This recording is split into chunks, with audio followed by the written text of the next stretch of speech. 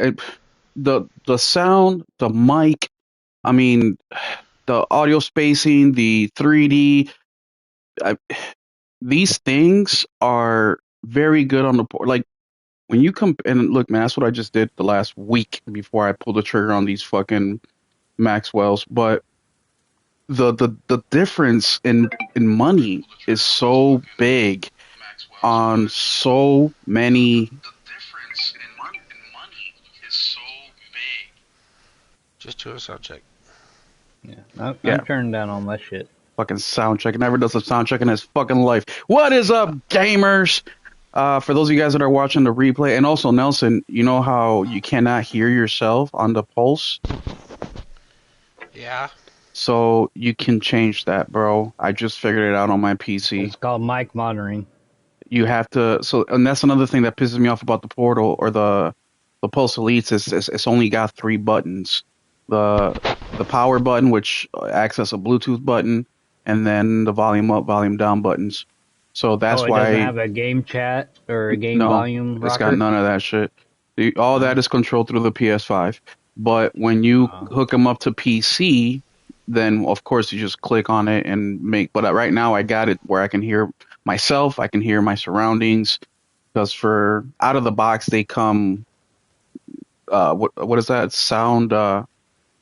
A noiseless or soundless or whatever the fuck it's called. Noise canceling? Noise canceling. It's full Yeah. on blast.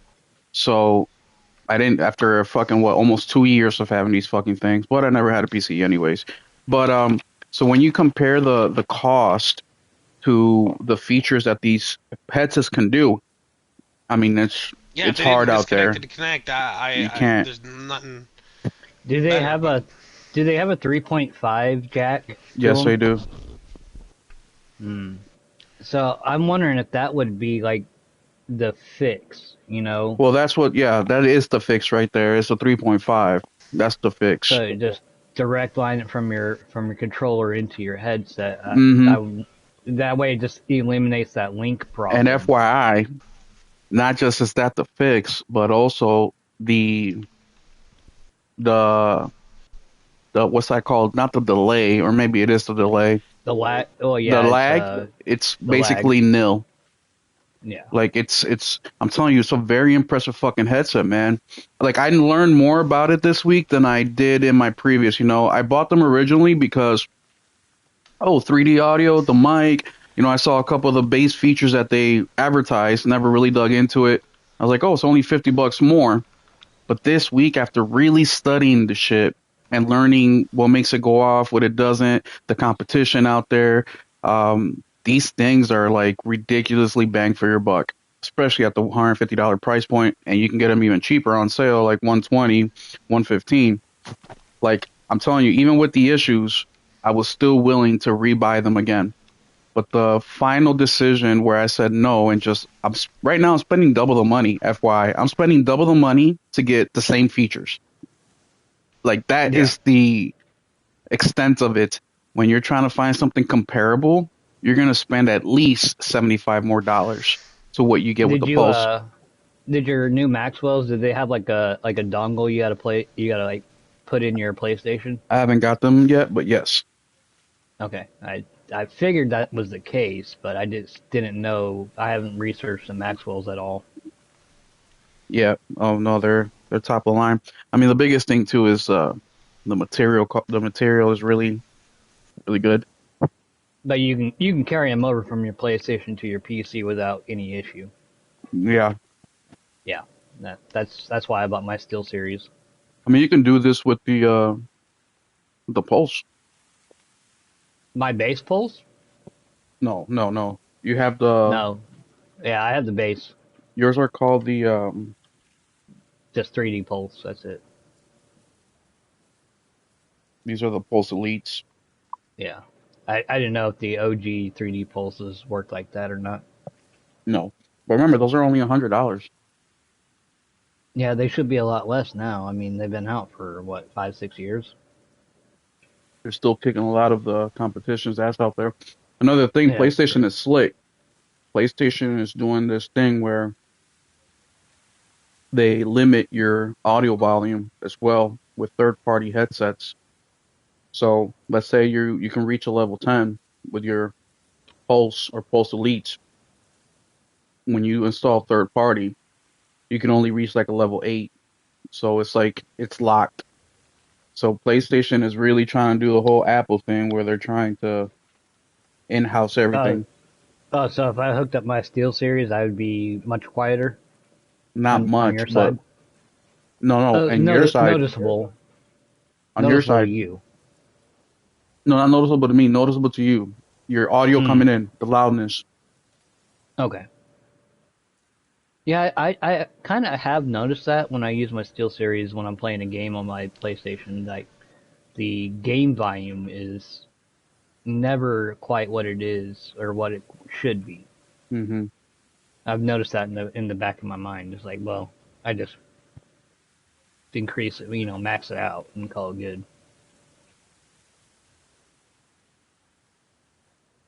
PlayStation is very slick with that. Yo, what up, Dizzy? Um, we're gonna talk about that, but yeah, so far so good. I only got like 2 hours into it.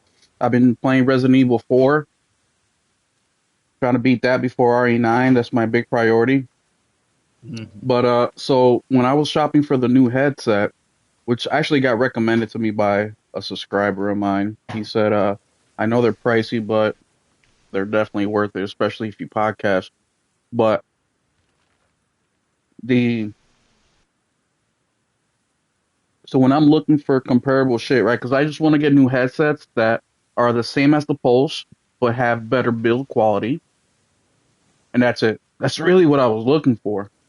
Just a little bit better build quality because the build quality on these, they're better than the OGs, but they still have that pleather bullshit on the ear cuffs.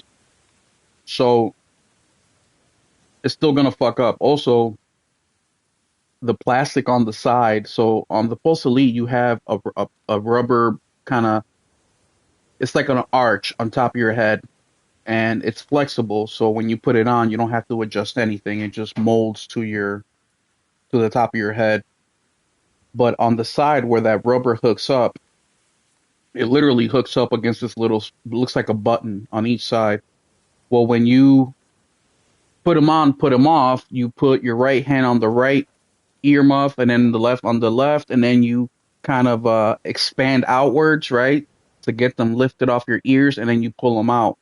Well, over time, there is a piece of plastic where that button is that handles all the stress for the headband that disconnects. And I got a big fucking head. Like my head is fucking huge. So I got to pull it out a little bit further. If you're Yeah, matches skinny and your you don't have ego. a if you don't have a big head, you may not have to pull them out quite as much. So that was my big thing. So that cracked. And and then of course the actual leather on the earmuffs is starting to they tuck them in, it's starting to get untucked on one side. So I mean Hmm. they're still in good condition, but I know that in another 6 months or a year, the possibility of that earmuff peeling out or that plastic just breaking is going to happen. So instead of waiting for that, I decided to go shopping. I'll just give these to my son since he doesn't have a big head. He can just put them on, slide off, and it'll last him a lot longer. But just trying to get the same features, nothing more, nothing less. You're looking at least $50, $75 more minimum to get the 3D, to get the, I mean, just to get everything that you get with the Pulse Elites, it's going to be more. So now you're in a position where, like, okay, I can go out and get something more expensive by $50, $75. So let's say 200, 225 for easy math. Okay, but then now you're missing the 3D audio. Now you're missing, the noise cancellation. Now you're missing not as good mic. Now you're missing the drivers, right? Maybe it's a 20 instead of a 30. Like now they start to make sacrifices and you're spending more money, right? Or you can go, all right, I want complete great build quality. You'll get that for $200, but then your mic will be, if the Pulse Elites is at a 10 for quality wise, you'll get something that's a 5. A great build quality though. So now you really start to take a hit on all these things. So it makes it very difficult to find something that is well rounded. And I think that's the best thing about the Pulse Elites. So that's why I was even considering them. even though the PS Link is so garbage, is because for the same money, for the same quality, for the same features, it gets harder and harder and harder. And just to give you an example, I was looking at the Arctic Nova. Fuck, I forget what they were. Those came in close second. Those were Oh, like two, that's what I have. not the sevens. I'm talking. They were something else, not the sevens or the nines. They were called Oh, Arctic something else, but made by the same company. The same exact features as the fucking PlayStation ones. They were almost $300 ooh. for the same shit. So double the money. So then I'm like, so then I started doing research on the whole audio thing, the volume, and you find out that okay, I'm gonna spend $300 on these, and now the audio is not as loud. And then that's why I bought the Maxwell. So the Maxwells don't get affected with the audio because guess who owns them? Bose? Sony. Oh, Sony. Uh huh. They were part of that deal, or not deal, but they were part of that purchase spree Sony did in 2022, I think it was. Oh, that merger shit. Yep. Acquisition. Because I originally was gonna get it was at first I was gonna get the in zones. So I went to the PlayStation website. I forget the PlayStation Direct or whatever it is, and Yeah. I'm like, wait a minute, they only got one pair of in zones. I thought they had like two or three pairs, and even the in zones aren't as good. Hmm. Yeah, this weekend, or this whole week basically, but this weekend in specific, I spent so much time reading My shit. big problem with like the base 3D pulses is like I believe the mic how it's built into the actual ear cup. I believe that runs some type of interference between the mic and the actual speaker because they're like too close together. So I feel like it makes some type of feedback. I mean, I don't hear any feedback. No, it might not, but I feel like every once in a while it'll like start buzzing and shit, and that's like that feedback noise. Yeah. I mean, remember, these are $100. You know what I mean? People forget that, man, they're only $100. I love them. I like those first Pulse headsets. And I don't know if because they were like my very first, like real headsets.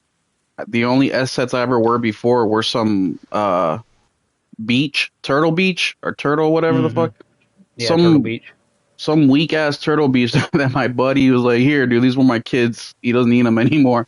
And he gave them to me, and I used them maybe like 5 times to play Battlefield or Battlefield back in like 2013 and shit. And that's it. I never really used them, so I never used headsets. So when these came around, or the PS5 came around, I was like, all right, well, I'll just buy them. You know, they look like they work or whatever. And I was like, oh, they're really good. So I don't know if that's my bias because I never really had a proper headset until then of why I think they're so good. But then I'll tell you what, I got those Arctic Nova 5s or whatever the fuck they are, the cheap versions. They're Yeah, okay, but I don't really like them. They feel cheap. They feel the mic is weak. Um, the boom whatever thingy is yeah, the boom mic. it's already destroyed, and I've only had those things for 2 months, and I've only streamed with them like twice. Yeah, and it's like that plug-in boom mic, isn't it? It's not integrated into the ear cuff. It's just like you Nah, plug it in. yeah. Yeah, mine's integrated on my set. Oh, I believe that helps out with the durability, but I've not had any problems with my Steel Series so far. So we'll see how these are. I'm gonna check them out. I'm really use them for a week, and if not, I'm returning them bitches because that's a lot of money. Yeah, like what did you say, like 350 area? So they got two, so you can use them for everything, but they have PlayStation ones and Xbox ones. Hmm. Because the Xbox you have like Dolby and all the other shit that they use for their audio. So you Yeah. can use the PlayStation ones on Xbox, but you're not going to get the best sound because of all the programming that goes into it. So the PlayStation ones are 330, the Xbox ones are 350. Yeah, And I bought in the Steel series, I bought the Xbox version because you can still use them on PlayStation and you can still use them on PC. But if I bought the PlayStation only version that like is PlayStation and PC, they would not work on the Xbox for some like licensing reason. yeah, I just waited for a sale on the Xbox headsets one, and I got they got two. They got the corded one and then the wireless ones. Like the wireless ones were like $100 regular retail. I just got them for on Black Friday for like $40. They're cool. Uh, I got the speaking of Arctis 7s. speaking of Dizzy Delta, uh, my woman, she works at a hotel. She's a housekeeper and whatnot. She's taken her portal to her job and hooked it up to her Wi-Fi at her hotel, and she's had no problem streaming games. As far as like doing the link to your PS5 at the house and trying to stream it over the internet, several different loops. She said it was worse, but as far as like streaming the games, if you have premium, she said that there was almost zero lag. So I don't know if that'll help you or not, but the streaming aspect of a portal and the premium subscription is well worth it if you're gonna go and grab a portal. No, Dizzy, you're good, man. They did the upgrade. That's why I said that the that upgrade they did, where one, the Wi-Fi connectivity to more than just your house was a game changer. But then the Hmm. other real game changer was where you can stream gaming through PS Plus. That thing, the portal, is incredible. I took For it $200. for $200. I took it 4 hours away. Actually, I went to Florida with them, and the thing worked great, great, dude. But yeah, that was the game changer. When they first came out, I was the first one that said that thing was fucking useless. It's like, why Hmm. the fuck would I need that when I'm inside my own goddamn house? But I was in the exact same camp with you. outside of that, once they got those updates, I was like, see, now they're worth it, especially for $200. You literally don't even need a PlayStation 5 anymore. No, you don't. I Just mean, grab a portal and premium, and you're set. unless the game doesn't have any streaming, which most new games do. But Mm.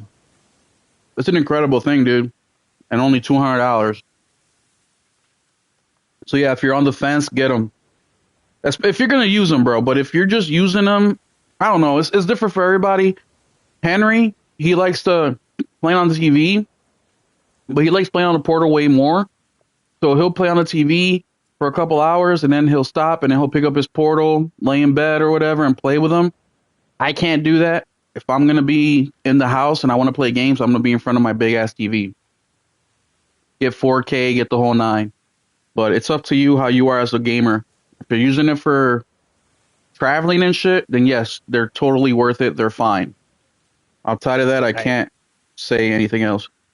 Like my other half is laying in bed right now, and she's got a program going on TV watching one of her girl shows, but she's sitting there playing on the portal, and she's not even doing the link to the PS5. She's just purely cloud streaming a game, and she's having zero issue. That's the thing, And people. that's They her forget preferred way is handheld gaming, not TV gaming, not PC gaming. She's a handheld gamer. when you talk about cloud streaming, people think this is 2020, and it's Agreed. not Or anymore. Xbox. This Or is Xbox, way, yeah.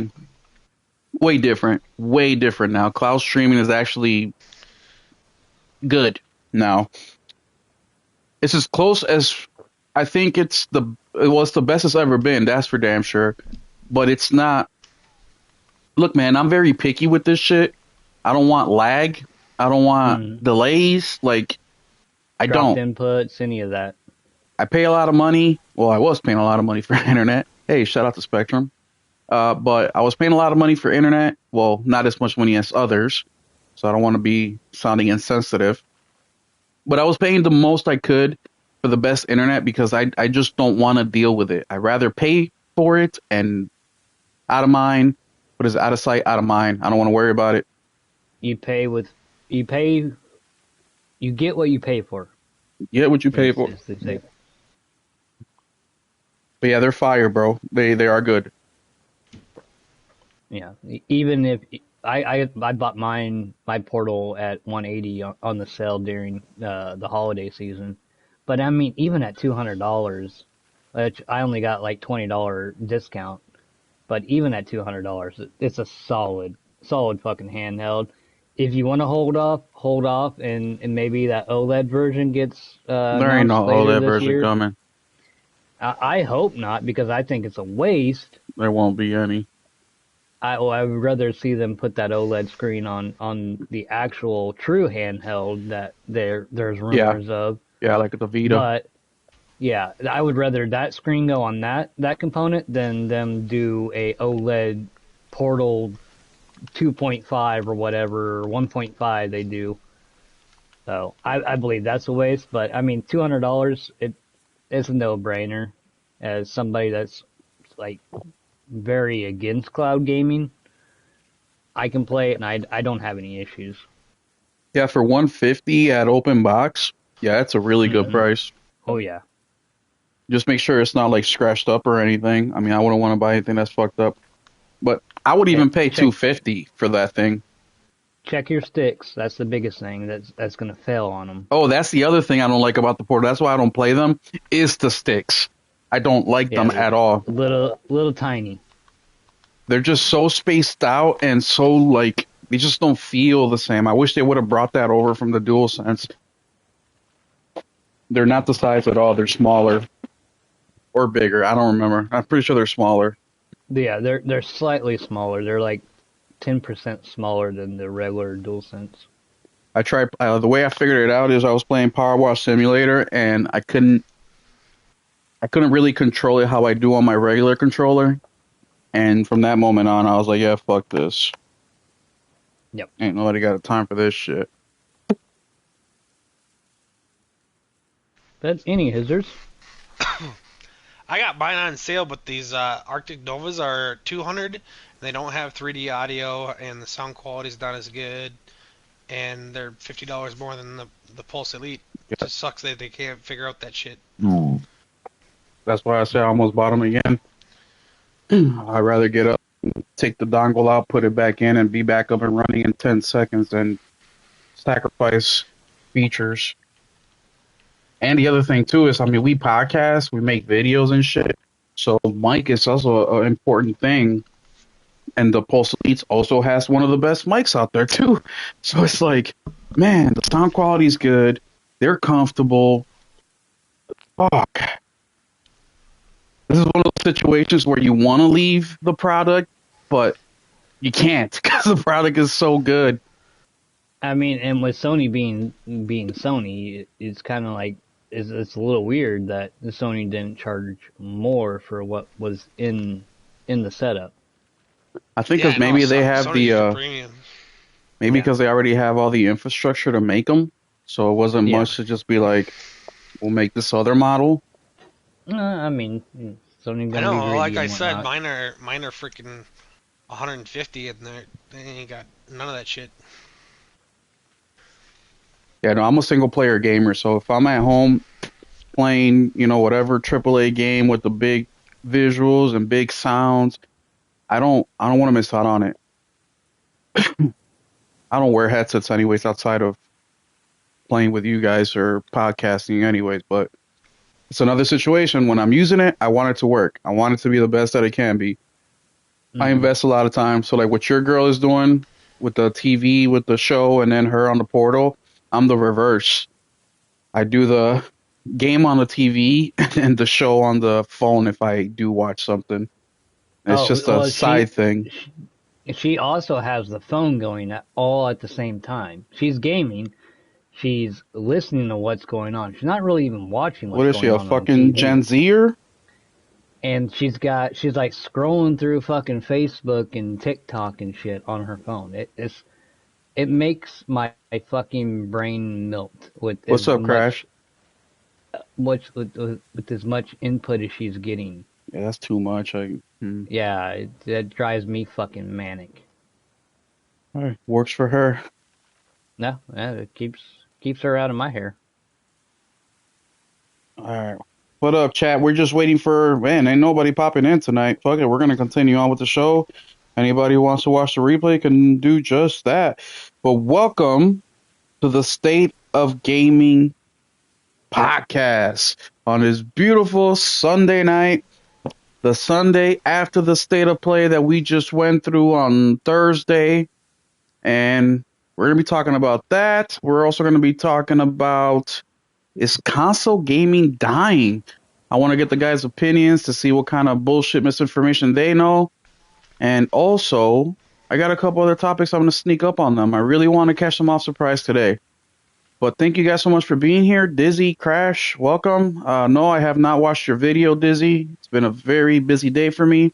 I just started gaming a couple hours ago. And What video? He has videos? Why? I guess so. But Am I subscribed? today we have another guest for you guys, and that is RPG88. You guys know him from my Just Playing live streams on Tuesday nights. RPG, how are you? Let the people know what you been playing on. Or playing, not playing on, but playing. Well, I've been playing on my PC. You know that, but Fucking trash. mostly just Call of Duty because I'm trying to get my season 2 Oh Battle god, Pass wrapped up. Trash on trash. Call of Duty on. Oh my god. Trash on trash, man. And like I told you the other day, you and Henry, I was like, hey, I was playing on trash too. This shit's fucking dragging this Yeah, season. you did. Like I'm not. I'm a COD head more than pretty much like anybody in the Discord and whatnot, and in our community, our close community. I'm like the COD head, but this fucking game and this fucking season. That's your punishment. It's a self-inflicted wound, and I spent money to get this battle pass, to get the nice battle pass. I think it was like $29.99. And I don't want to say like I'm doing it, but I feel like I am doing it. I'm fucking hate playing this game. Don't play. You're hate fucking it. I'm hate fucking the shit out of it, and I'm just trying to get my money out of it. But I know like I'm not having a great time while I'm doing it. What's so bad about it this time versus being bad just the other times? It's just fucking mediocre. Like it's just not in the engagement, the hook there is just not there. It's just I'm playing it literally just to get my money's worth out of it, and then as soon as this season's done, I don't know if I'm gonna go another season. I know I say like, oh, I'm done with Call of Duty. I'm done with Call of Duty. I'm fucking done with this game. I'm So the done buying battle mediocreness passes. from the campaign finally caught up with the multiplayer. Yeah, I would say, because I'm not the only one that feels like the multiplayer is complete dog shit this round. There was a lot of people that felt like the multiplayer in 6 was dog shit, Black Ops 6. I like that campaign. I'm not talking about the campaign. I'm talking about purely the multiplayer. Mm-hmm. The campaign's a whole different fucking story. But yeah, this one is rare because this is a campaign and the multiplayer sucks ass. You know, like both. Yeah. What about zombies? Yeah, What do you know about that one? I mean, I play zombies very differently than most people, because most people play zombies first person and they like round-based zombies versus the open world style zombies that was in, I believe it was in 6, but it might have been a different Call of Duty. But I play zombies third person, and I literally just go in there and to shoot shit and upgrade guns and have fun. I don't play it aggressively or competitively. I just go in there to kind of fuck around and get my dailies and my weeklies, easy shit to knock off my battle pass or knock off my events. So that's what I prefer to play zombies as, is just purely third person. Go in, try to make it to round 10 if I can, because I'm complete dog shit at zombies in Call of Duty. But the zombies was fun. I enjoy it. I think they got good maps. I think they got a goodish story, if you can follow it at all and the Easter eggs and whatnot. But Zombies is good. Multiplayer is just fucking bland, and I can't even speak to the story because I've not played the story, and I haven't played a Call of Duty story since Modern Warfare 2, Mhm. the remaster or the remake back in like what was that 2021 area. Are you talking about the Modern Warfare 2 or the remake? The Modern Warfare 2 that was So recently, that the was last couple of years. 2023. Okay, yeah, that's the last story I played, and I don't even think I fucking beat that story because I hated the open world missions. There was only the first one. And I think It you're was talking the about one Modern like Warfare 3. Which one was it? I just beat them, so they're fresh in my mind. what was the one where you were sneaking through the grass? You were injured, you were sneaking through the grass and Oh, trying to get out. oh wait, sneaking through the grass injured? Bro, that's old. That is pre. No, there was one. It was either Modern Warfare 2. There is a It mission where hasn't. you sneaking through the grass in 2, but you're with your partner, the Yeah, black and dude, the he's like British dude. he's trying to coach you. Yes, but he's not. They're not Yeah. hurt. They're just on a mission. That's where Kate gets. At the end of the mission, Kate, the CIA lady, she gets kidnapped.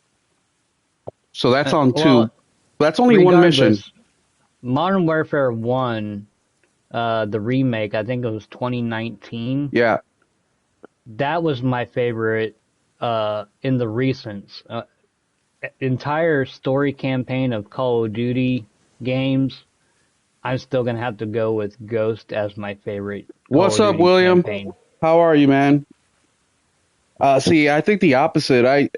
So wait, I want to say that because yeah, Ghost was a good ass campaign. Uh, I think so. I stopped playing like the first mission in Modern Warfare 3. After that Hmm. mission, I stopped playing it when it came out. Well, not right when it came out because I buy them on sale. So I don't know, 6 months later. But Yeah. then just last month or the month before, I went back and I beat Modern Warfare 3. I went back to play Modern Warfare 2019, which, by the way, I got 800 hours in. And then I beat Modern Warfare 2. And I actually think that trilogy is pretty good. Pretty freaking good, man. I really enjoyed the story. I don't know. I really think it's good. Yes, 3 is probably the weakest one out of all of the 3 trilogy. But I don't know. I just think it was really good. But yes, there was that mission. There's actually a couple missions. I don't want to say there was just one, but there's 2. Also, 2 is the one where you're in a helicopter and you swerve to not get hit, and your foot gets tied up on some rope and you're hanging upside down while they're flying over the freeway or the street, and you're trying to dodge not to hit cars while you're shooting upside down. Like, what the fuck? And that's the shit that Call of Duty does normally, that it's just unique. We don't get that really with shooters. How you doing, Jasmine? And we're gonna get into the whole Lisa console option in a bit. Right now, we're asking the boys here what they've been playing on lately. RPG's been playing Call of Duty. That's what I've we're talking about it. But been maining Call of Duty, but that's really about it. that's If it. you want to shift it over to Nelson and see what retro The same. fucking Nintendo bullshit No, he's no, been he's been playing. playing GT7 Helldivers. I guarantee you that. Nelson, what you been playing on? Fucking Resident Kirby Evil. Air Fart. Resident Oh Evil. yeah. Okay, you can't count the. Oh yeah, we played it I'm once this playing week. one. Oh, you're playing the fucking tank controls fucking piece of shit game? Yeah. So there's, oh my god. So I've been playing. Oh, go ahead, Nelson. What else you been playing? That's really about it. I picked up freaking what was it? Oh, he is playing the The OG. last. Holy shit. Yeah, fuck that. Yeah, I actually quit this game. Because I couldn't figure out something, and I looked it up online and watched it for like 4 hours, dude. I'm like, I've been here, I have that. Like, I don't know what it was, but I was like, you got to be shitting me. I watched every fucking tutorial on the internet. Why isn't this showing up for me?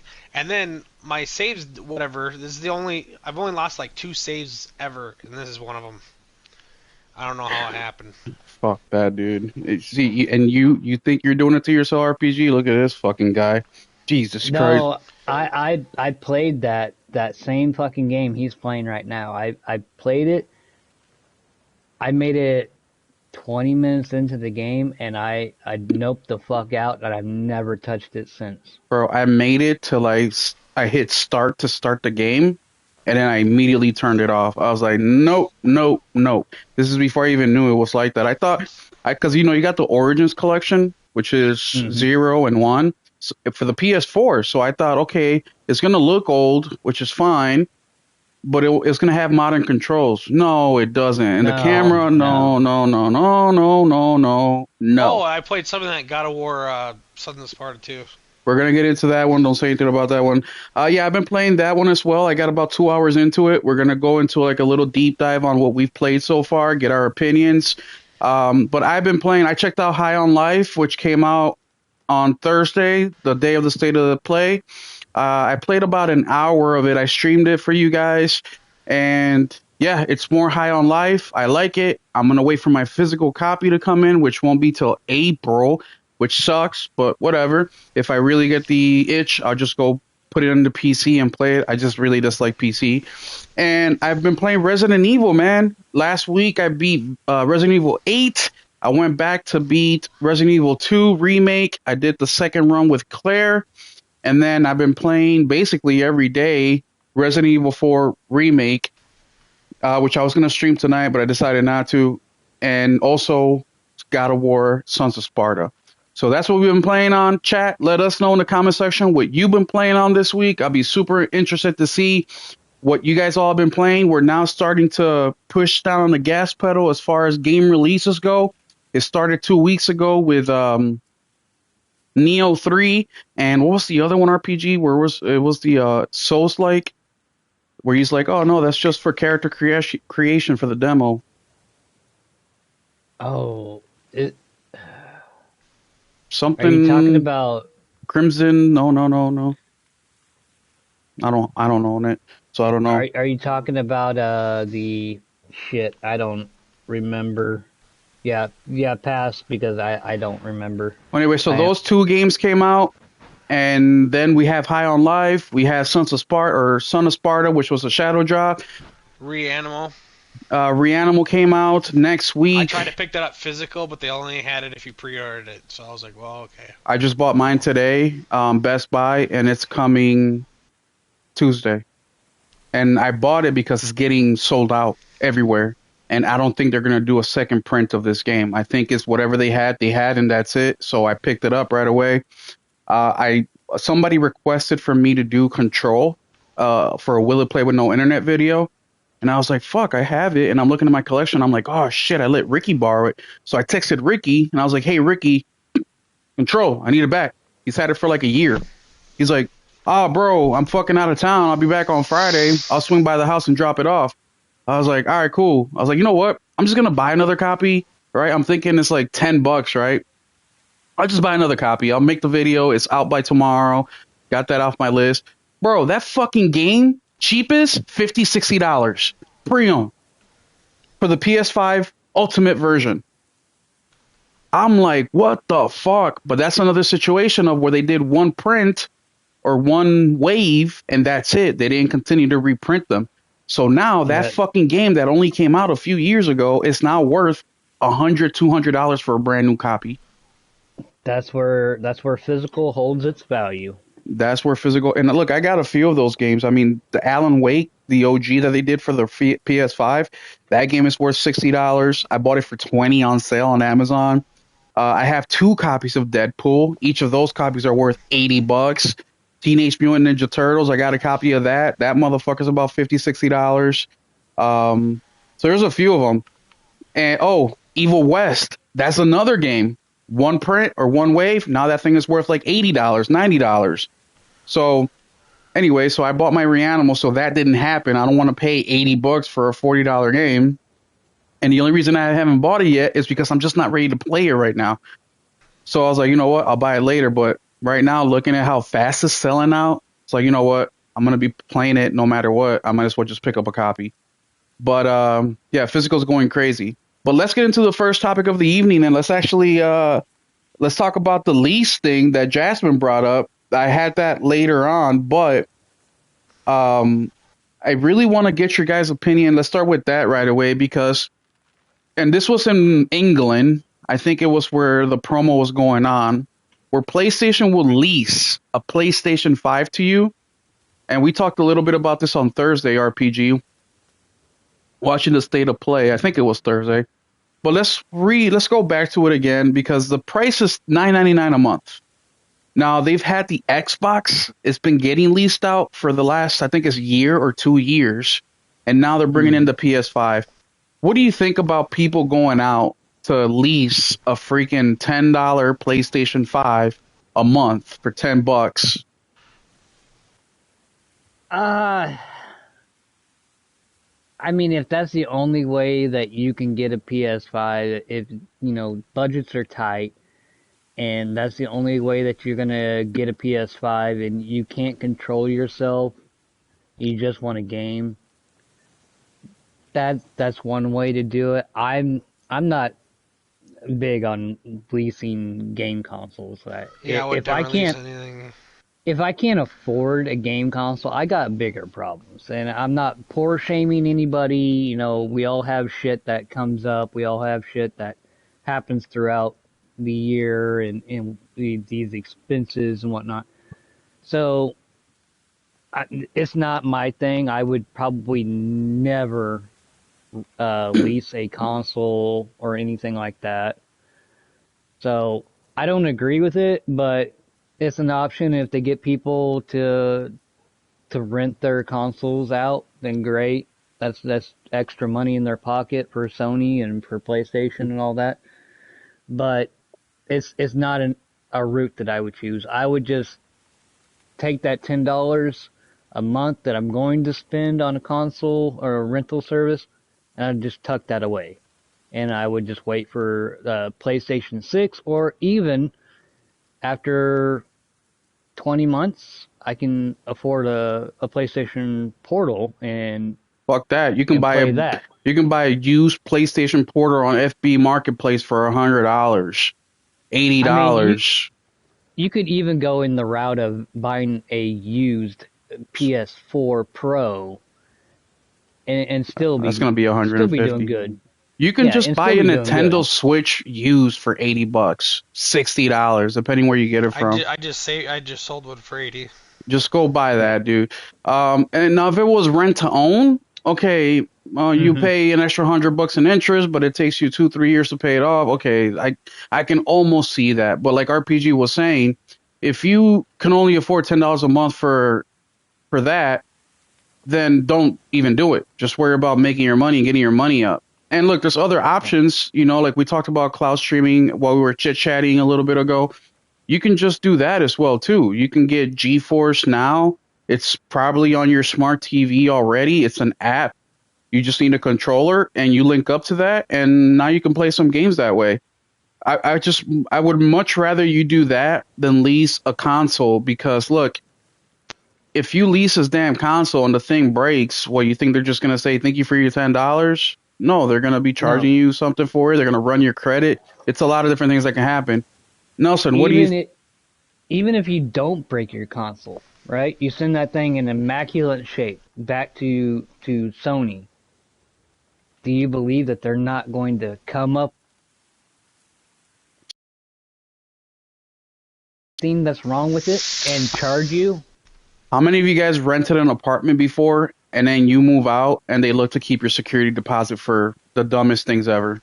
Because I Oh, have. I not got a only better keep one your for you. security deposit, but they're also going to charge you $2,500 for damages that you took You're every you're picture taking my a story. square inch.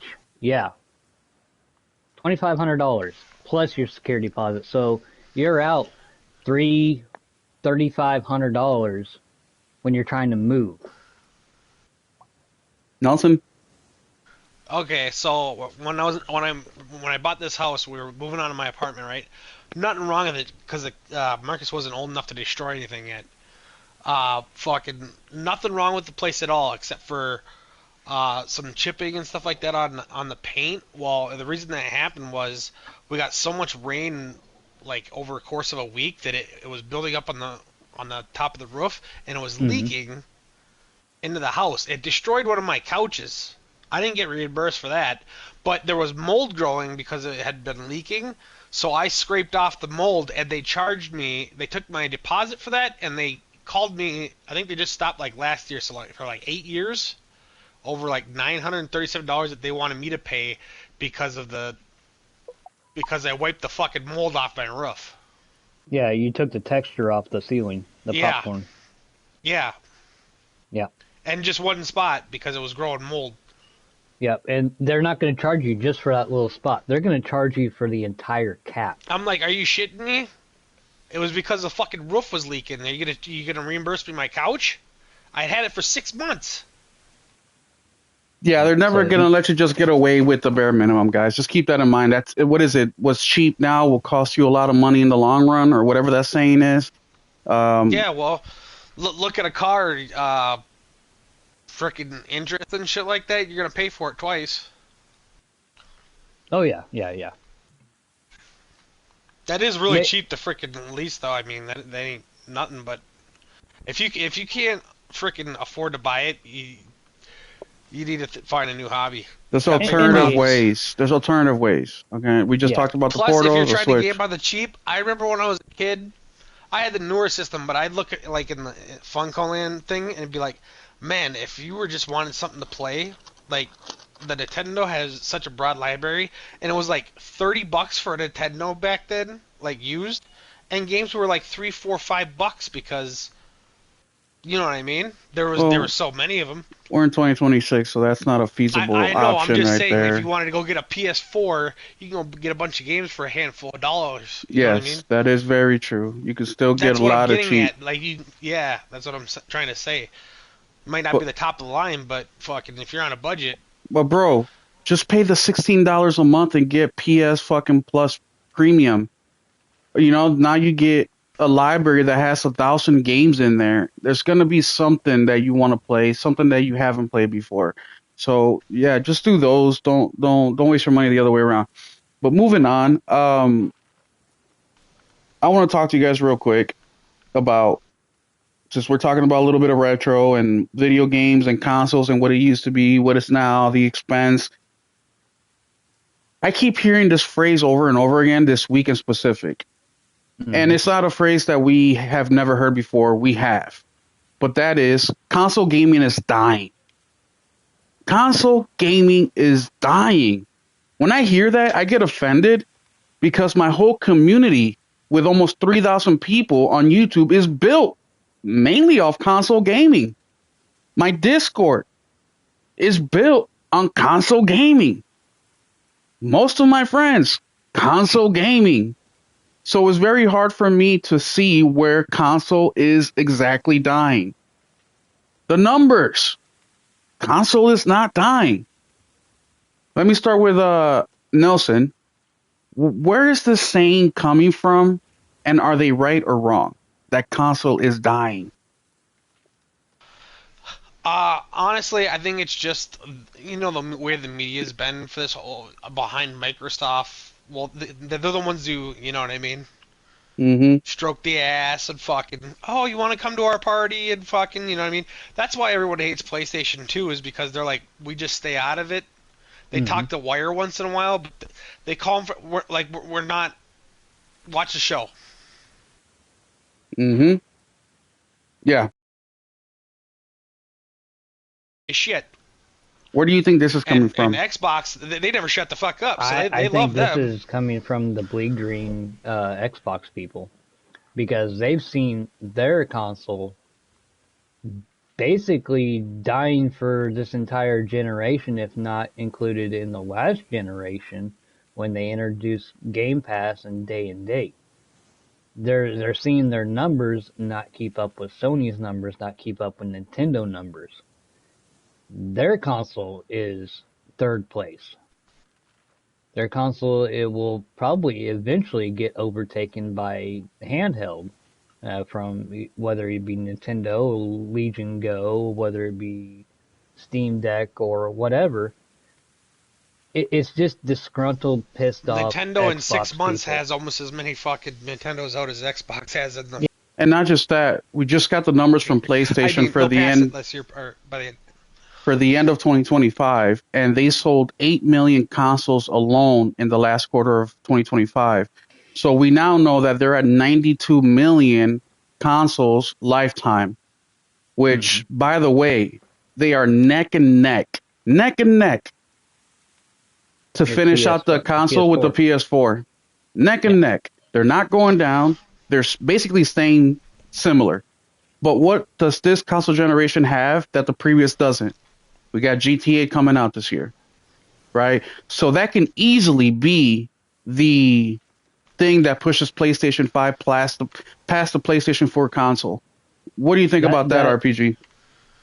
That GTA 6, when it comes out, when it drops, however you buy it, digital, physical, wherever you buy it, Xbox or PlayStation, easy, I think, and this is, a lot of people are gonna try to pull the receipt on me.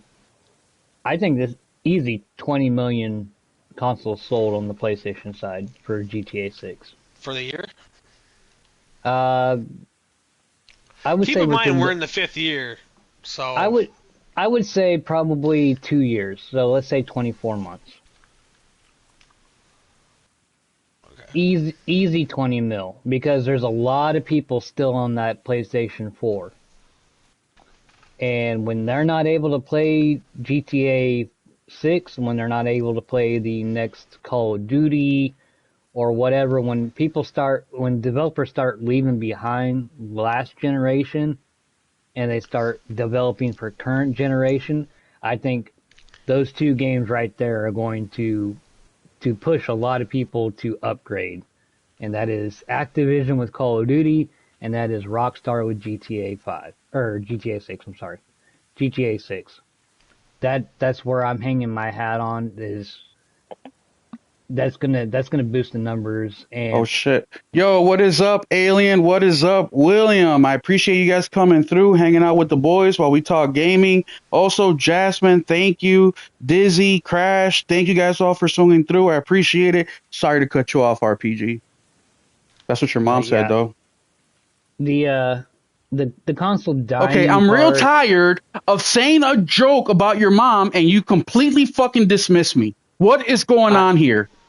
I've heard that joke for like the last 30 years. It's tired, it's old, and it doesn't Fuck. affect me. Nelson doesn't react. You don't react.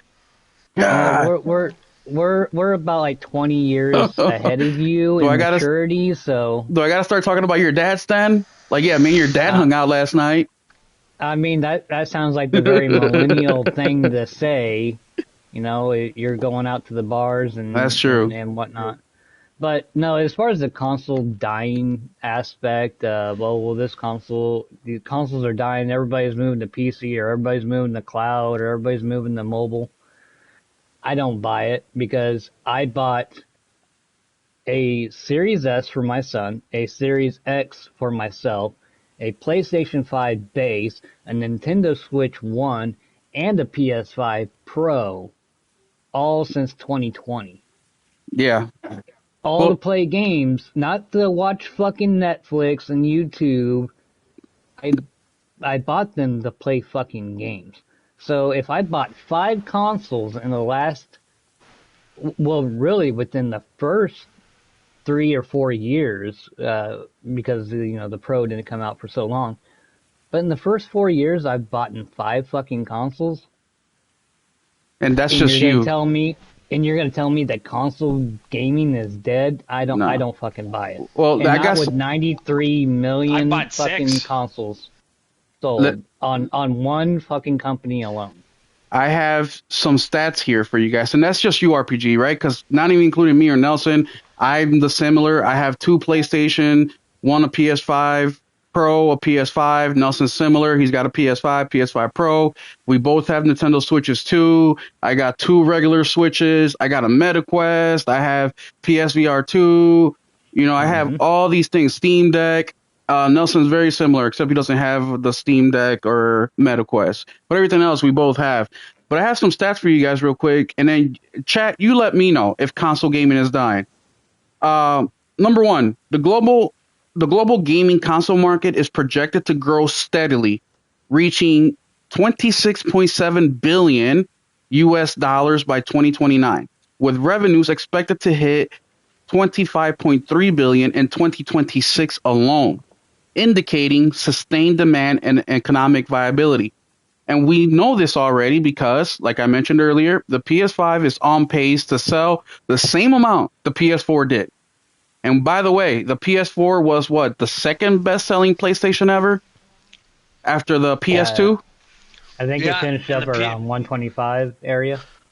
So I remember think it was that. 127, but the PS4 too was like almost half the price it was before then, and the PS2 that sold 100 and whatever 60 sold for like 12 years, and that bitch got down to like $100. Yeah. What's up, Thrifty? How you doing? So remember that. So we have that. We have those numbers. The second best-selling console was a PS4. The PS5 is on pace for that. The second stat that I have here is console games continue to thrive, as evidenced by strong sales in October 2025, where titles like Battlefield 6 sold 3.2 million units. EA Sports Football Club 26 sold 3 million, and Ghost of Yotei sold 2.7 million on PlayStation 5 alone. In a month? Since October. So console sales start to suffer when games aren't being released, or I shouldn't say games, but high quality games, right? So if you look at the downturn, people like to use the whole PlayStation was 8% or some shit, 8 million less than the previous year. Well, yeah, because they didn't release anything. And even then, well, no, they had a record set a year, and well, sales wise, but not units. The later you get into a freaking generation, it just drops off, like they all do. Yeah. If 140 million people are gonna end up buying your shit at the end of the cycle, there's 100 people that are already out of the market to buy it. Hardware. And the last year, it always is really bad. Usually, and they're just waiting to buy the next console. Exactly. If they're already that close, they're not like, well, I'm going to spend this now and then in a year and a half. It doesn't make any sense. Yeah, I'll just hold off. That's kind of like what I didn't buy the PS4 Pro. It's like, okay, well, I'm only a couple years out. I'll just hold, and I'll wait for the next. And that's what a lot of gamers do. Yes. Yeah, that's what I never understood. These people are like, oh, why isn't the PS5 up to the PS4? I've been hearing that for like 3 years. I'm like, well, simple math says that we're at this time we're 3 years into this generation, and it took 9 years for the PS4 to get there. So I don't know how people magically think like they see the final number and they just think that those numbers got there in the first year or two. I never understand. I hear it every day. I'm like, do y'all ever sit and think for a second? Like, well, there's still people playing on PS2. I'm like, yeah, that's nothing new. Fuck. Well, here PlayStation 2 didn't sell 160 million units in 2001. Like, what the fuck? No. And for those of you guys who are like, oh, those are just units. Here, let me give you another quick little fact. This is just 2023. Publishers earned substantial revenue from consoles, capturing $48 billion in 2023 alone from PC and console combined. All right. So between these two platforms, they did 48 billion. Mind you, the estimates worldwide is $160 billion. That's how big the video game industry is a year. So we're talking about 1/3 of that money is between PC and consoles alone. Just those two, not including mobile, streaming, none of the other bullshit. So 1/3. That's huge, guys. Super big. Handheld gaming, for example, which we can say those are consoles. Handheld PC consoles sold over 2.4 million units in 2023 alone, and those numbers have steadily been increasing year over year. Consoles lifespans are averaging 6.5 years, that's really going to decide this console generation if they're going to be closer to that or they're going to extend a little bit, which we talked about in the podcast. But that's going to decide, if they do the same time frame, how close will they be to that PS4 total sales number? We'll see. But outside of the numbers, let me ask you guys a question because I've been seeing a discussion with Resident Evil. I've been streaming it on the channel a lot for the last couple of weeks, and there's been big arguments about, Resident Evil was better back when it came out. The remakes are garbage. So you have that, which is normal, fan shit, right? People will defend one or the other. But somebody said, it doesn't fucking matter to me. I'm not buying any more new games. I'll play, I have library for days. I have a backlog for years. I don't need to buy a new game ever again. So let me ask you guys this question, because when I saw that, I've heard that before. Nelson said that. Shit, I've said that. I don't have to, but Is it because are people saying that because their excitement towards a new console isn't what it used to be like when we were kids? When we were kids, Super Nintendo to N64, N64 to GameCube, PS1 to PS2, Xbox to Xbox 360, the anticipation was really high. And not just it was really high, but it was because we knew that we were going to get more games. So the question to you guys, to the in reference to the people who are saying I don't need to buy new games ever again, is it because as years go on, we're getting more and more and more games, so therefore we feel like I haven't played everything I want to play on my PS4 yet. I'm not ready to move to the PS5. I haven't played everything I want on the Switch 1, so therefore I'm not ready to move to the Switch 2. Versus when we were kids, we're like, man, I'm ready for the N64. I'm ready for the GameCube, because you're looking forward to more games. Do you think that's the same situation that we're having here, or why people may also say that consoles are dying is because they're happy with what they currently have because there is so many damn games available? RPG, we'll start with you. I can see that a little bit, and the way that I'm going to defend it is each generation that we go up, whether it be the PS1, the PS2, the PS3, or the Xbox 360 to the One, to the X, the Series consoles, I feel like that gap in the ceiling is getting smaller and smaller, because we're getting so close to realism in our games, like, the photorealistic graphics and whatnot. I mean, look at Horizon Zero Dawn compared to like Horizon Forbidden West. Was there a graphical improvement? Yes, but was there a massive graphical improvement? No. In my defense, there wasn't a massive one. Did it look a lot better? Or not a lot better, but did it look better? Yes. But did it look what you thought the year gap, so what was it, 5-year gap, 4-year gap between those two games, was it a massive leap? Was it a massive jump? No. And I think that's where a lot of gamers are coming from, is they're not seeing the gap is worth the buy, for whether it be for a new console, whether it be for a new game.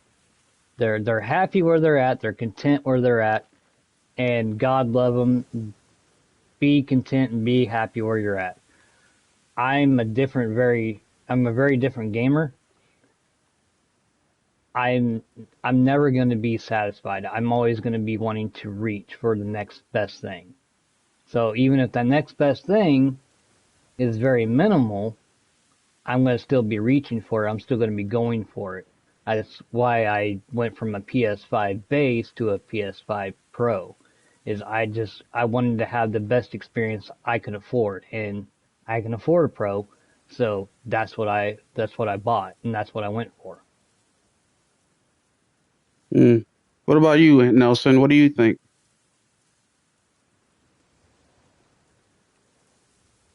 Nelson? Oh, I'm muted. I think a lot of it is what RPG said about the realism, and we went from playing to 60, and then the fidelity went up, and we went back to 30 to get the fidelity, and then we got the fidelity higher again. Now we got the best of both worlds, and You know what I mean? After 4K, it's gonna take a while to get to like 8K. You know what I mean? It's just it, And it's not even once going to something's been out on the 8K. market for so long, it starts to progress a lot slower because it's mature. Yeah. I mean, you can only go so high, but it's not even about 8K in the resolution aspect. Now everything's about ray tracing and global illumination and AI interaction with NPCs and making the game feel completely different every time you play it when you interact with the world of the game. So we're not even chasing the resolution. We're chasing resolution. We're chasing frame rates and whatnot. But the big thing is going to be the lighting and the AI interaction with the enemies and with the people in the towns. That's going to be the main focus, I believe, versus going. It's got to be more realistic. It's got to be running at 480 frames per second. I believe it's just going to go more for immersion than resolution. Mm. Yeah, we're just gonna have to wait and see a little bit, man. And look, I'm not saying wait and see as in the consoles are dying, but one thing that I can agree with is that they're not dying, but they're definitely evolving. They're definitely changing to what they used to be. The PS5 of now is not the same as the PS2 or PS3 or even a PS4 of then. And I feel like as time goes on, that difference is going to get bigger and bigger and bigger.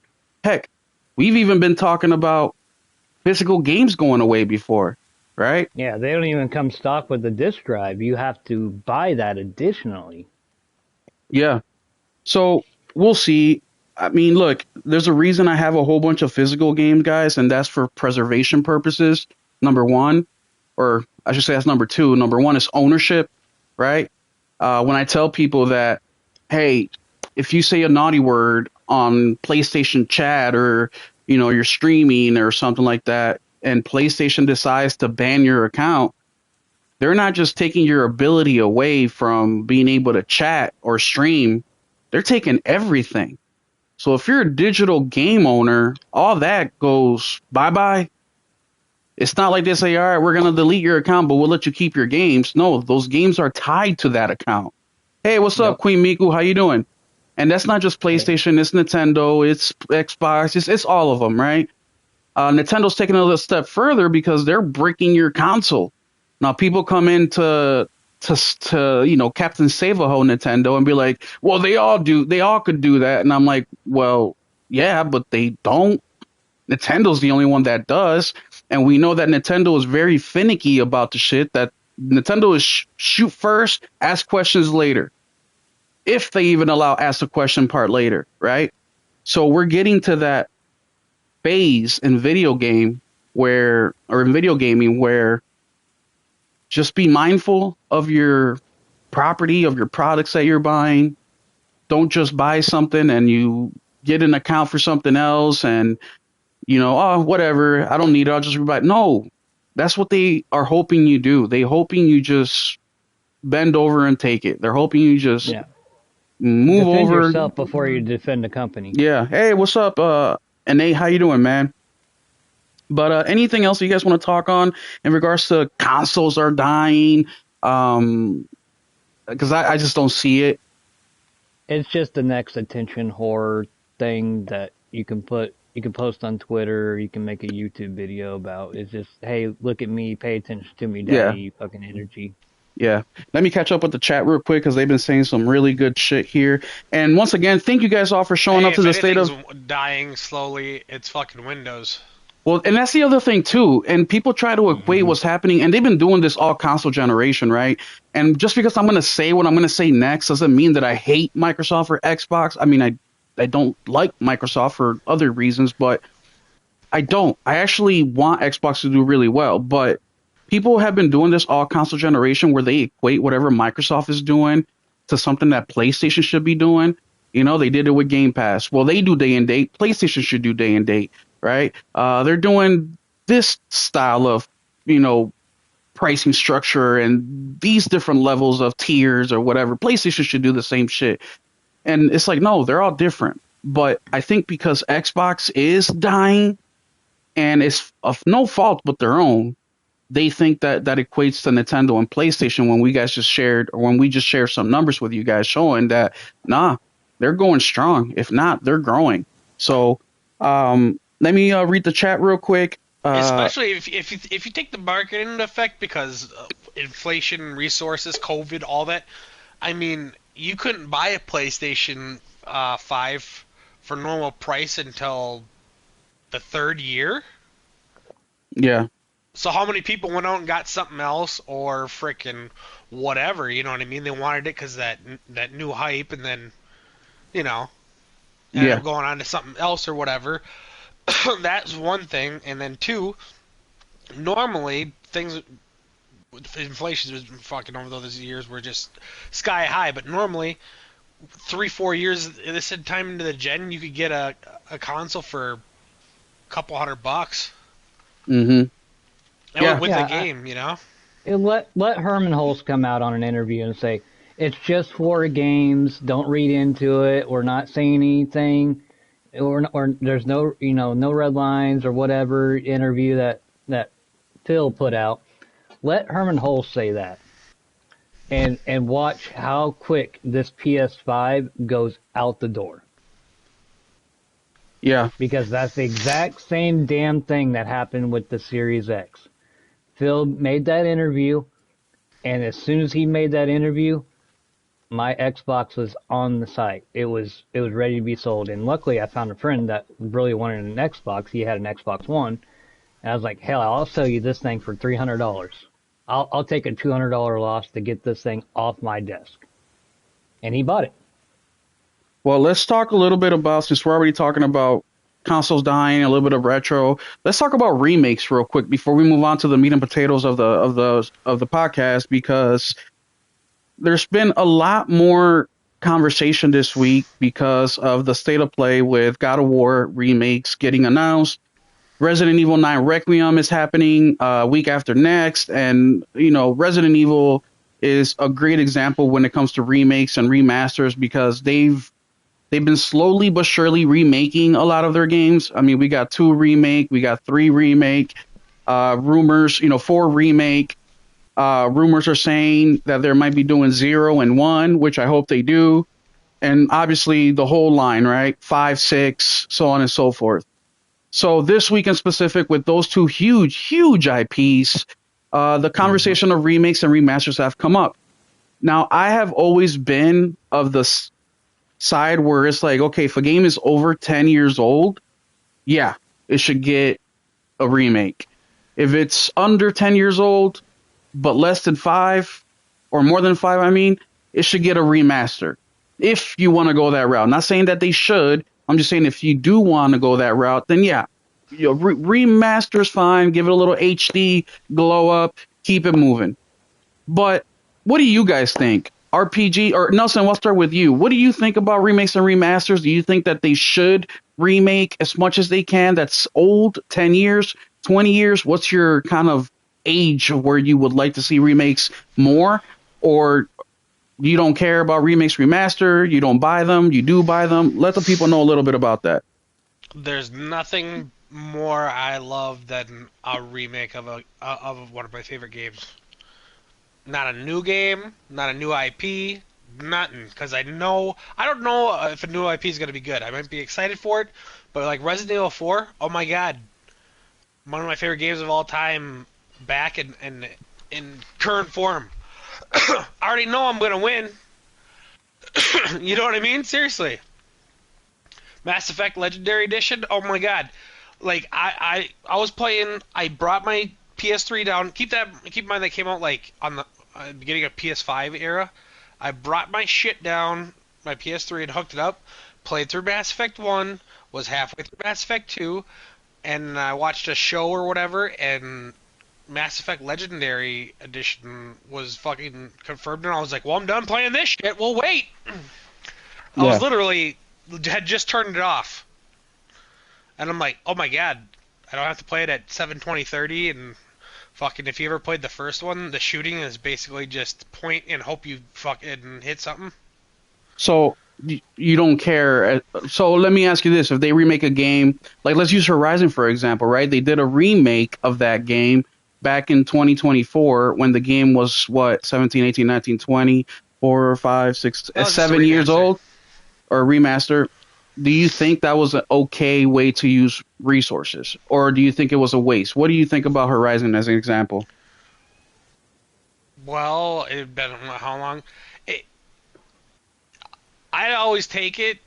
The thing is, everyone says, "Oh, it was a waste," but you know what? Like Devil May Cry does. Nobody ever says this, but Devil May Cry bought it on PS4. Can I pay a $10 upgrade when they make a PS5 version? No, I gotta pay for it again. So they do it. They just make it a whole nother version though. Yeah. So you know what Well, I mean? and the other thing too is, look, I was one of the ones saying, "What a waste!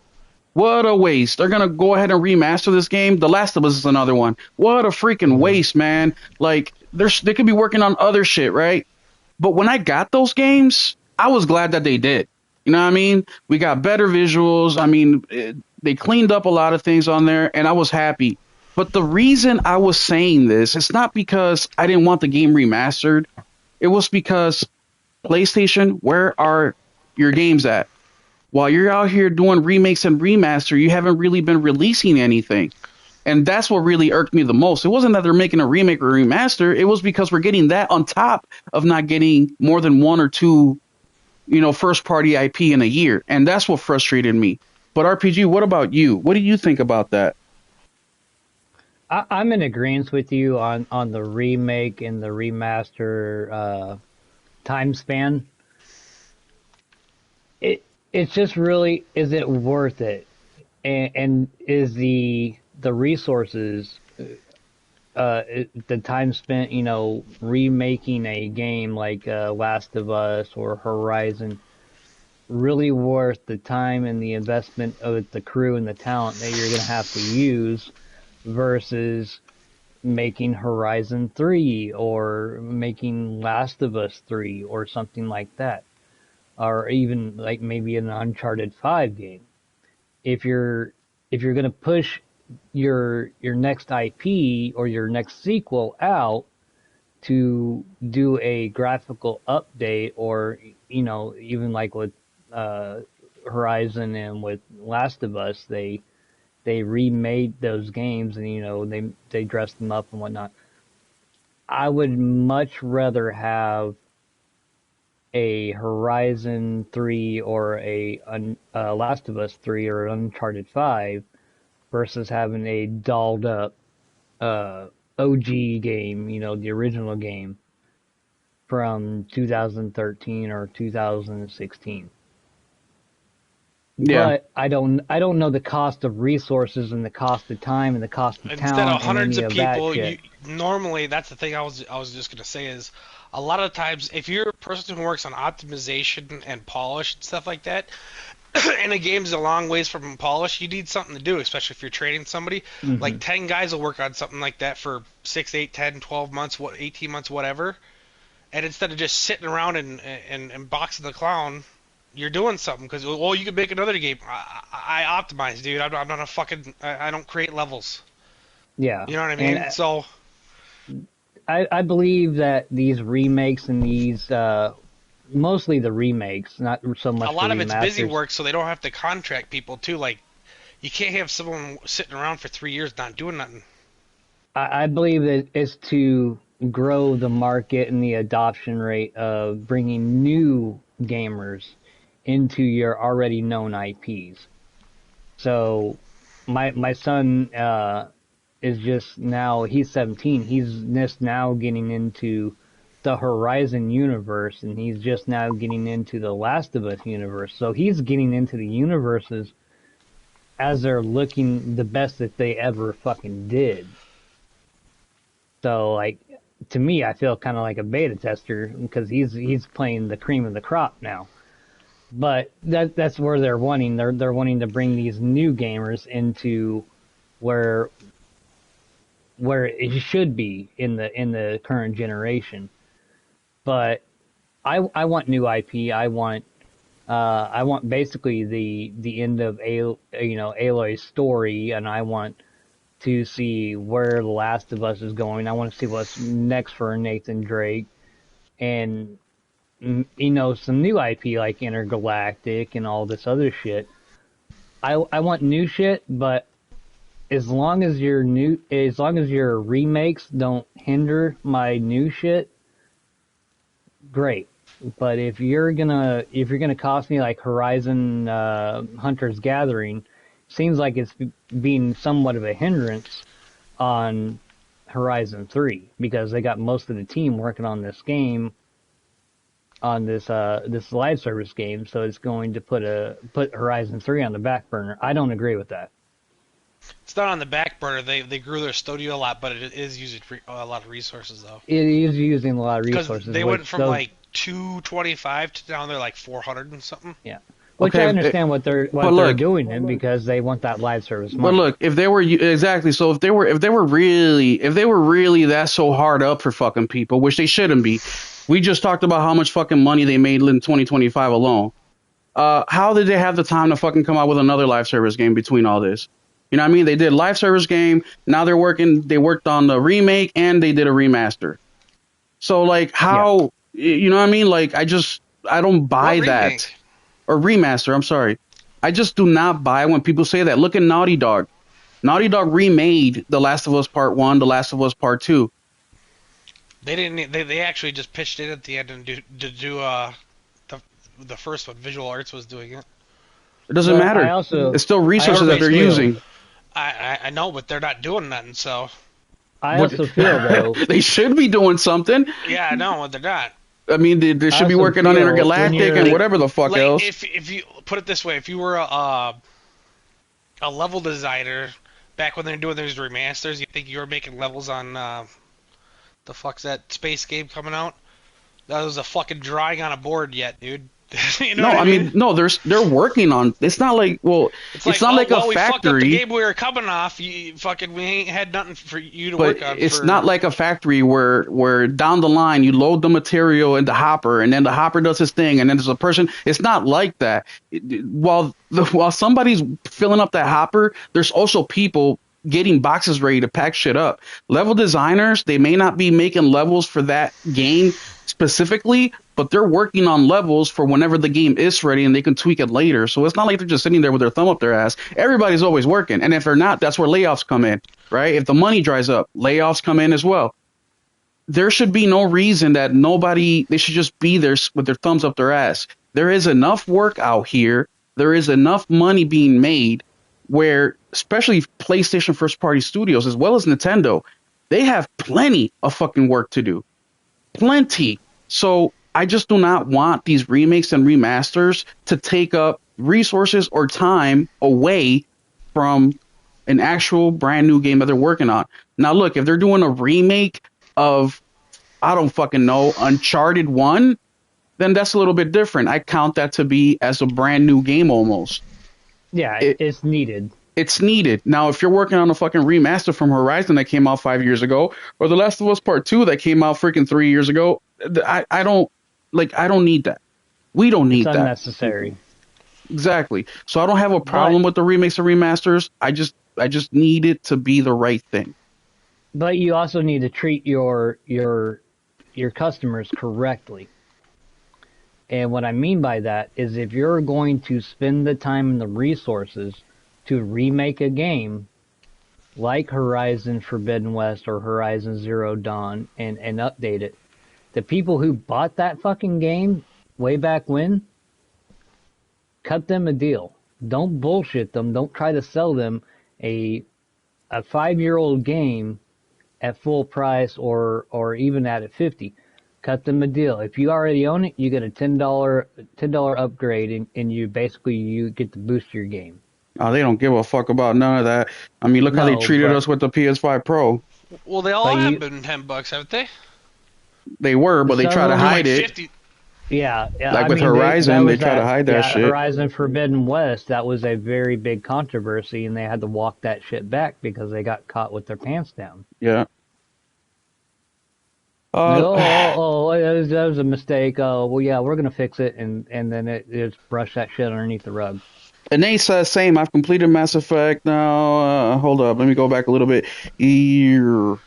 Square Enix today is incapable of remaking Xenogears. By changing it, they would ruin it. They just need to update it graphically and keep it moving. And I want to read that one from Nate specifically because that's another great example. And I've been seeing this on the Resident Evil side a lot, where the OG Resident Evil guys, they hate the new Resident Evil remakes because they say they changed the story, even though the outcomes are the exact same, right? So the initial part of the game is identical, the ending is identical, it's just Hmm. in the middle. So, for example, I think it was for 2 or 3, no, 4, whatever game Walker was in, and the OG, he was Leon's part, or not Leon, but Chris's Wesker,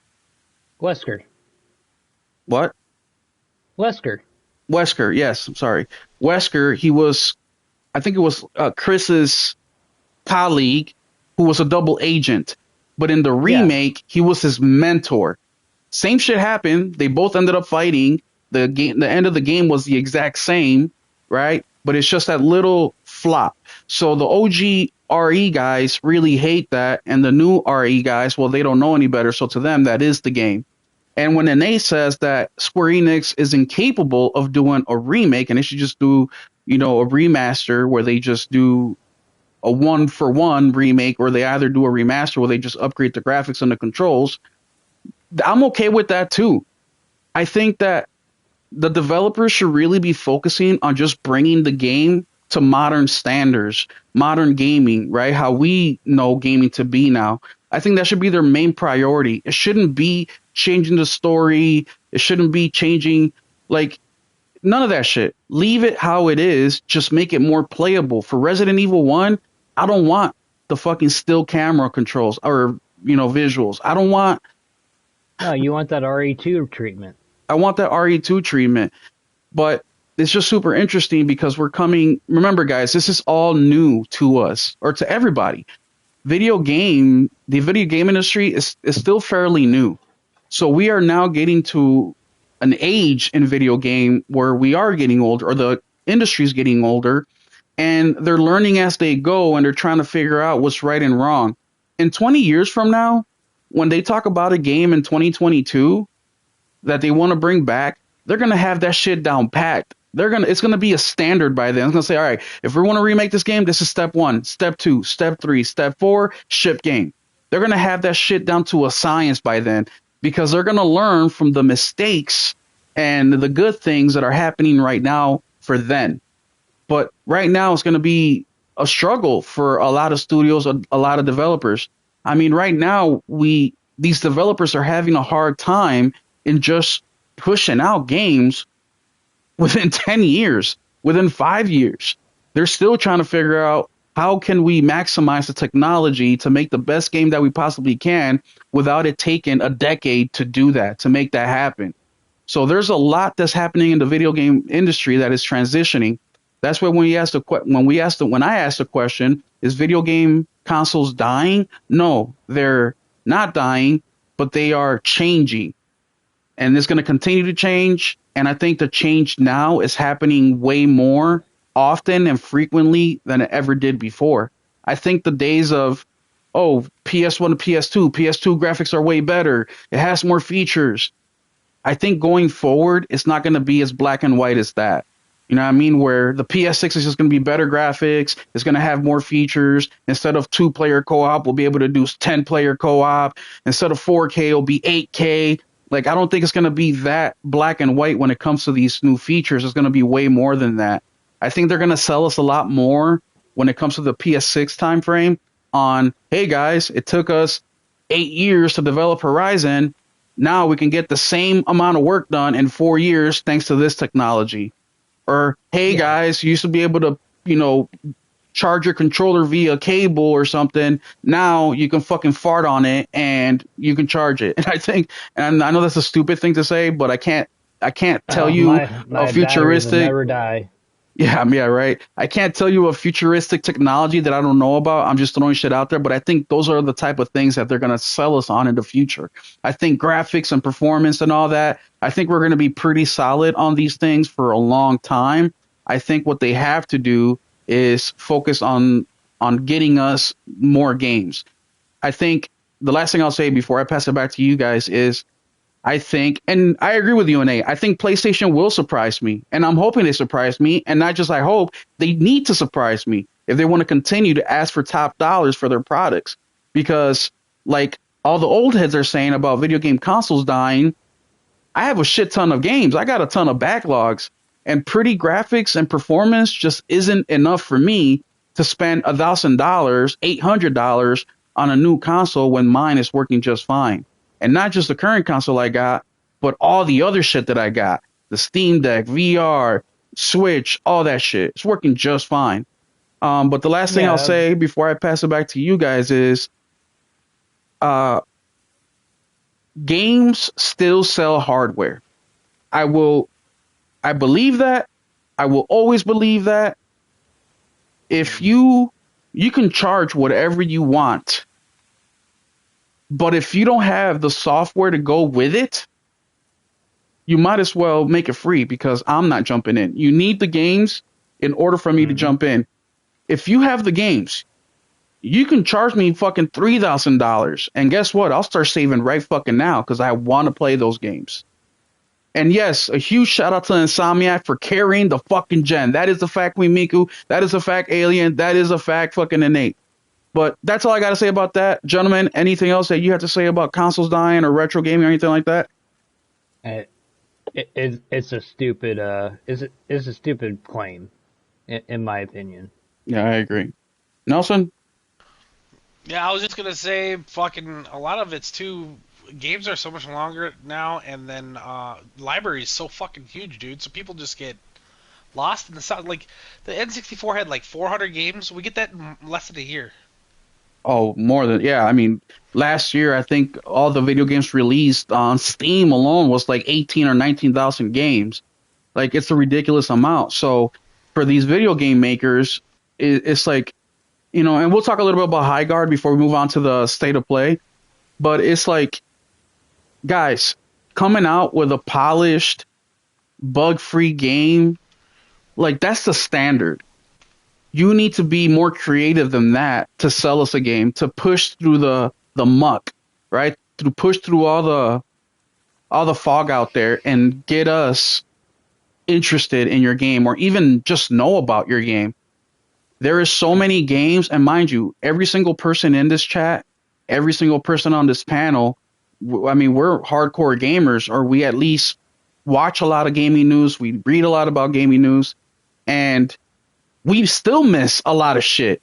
I mean, there's games But all the time that RPG's talking about that I'm like, what? Can you share the link? And he shares it, and I but never even knew Will, about it. but Will, I thought you were There's two to a five casual indies every gamer. damn day Oh on yeah, the I'm a PlayStation casual, yeah, website. cause Yeah, you just one no, of those fucking casual I'm gamers not a to me. casual anymore because I've been playing Resident Evil on hardcore mode. So I'm no longer a casual. I'm finally a big boy.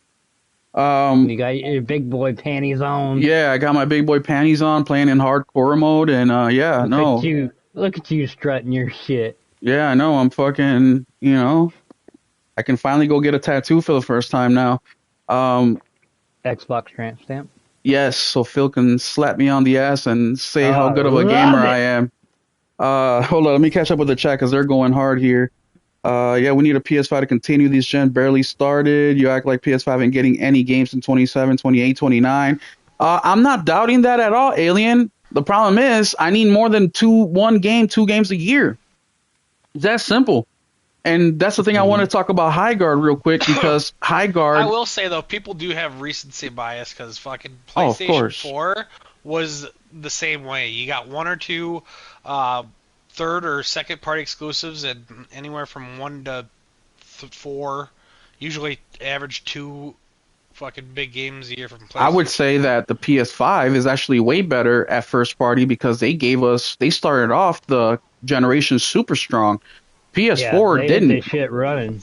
Yeah, PS4 didn't.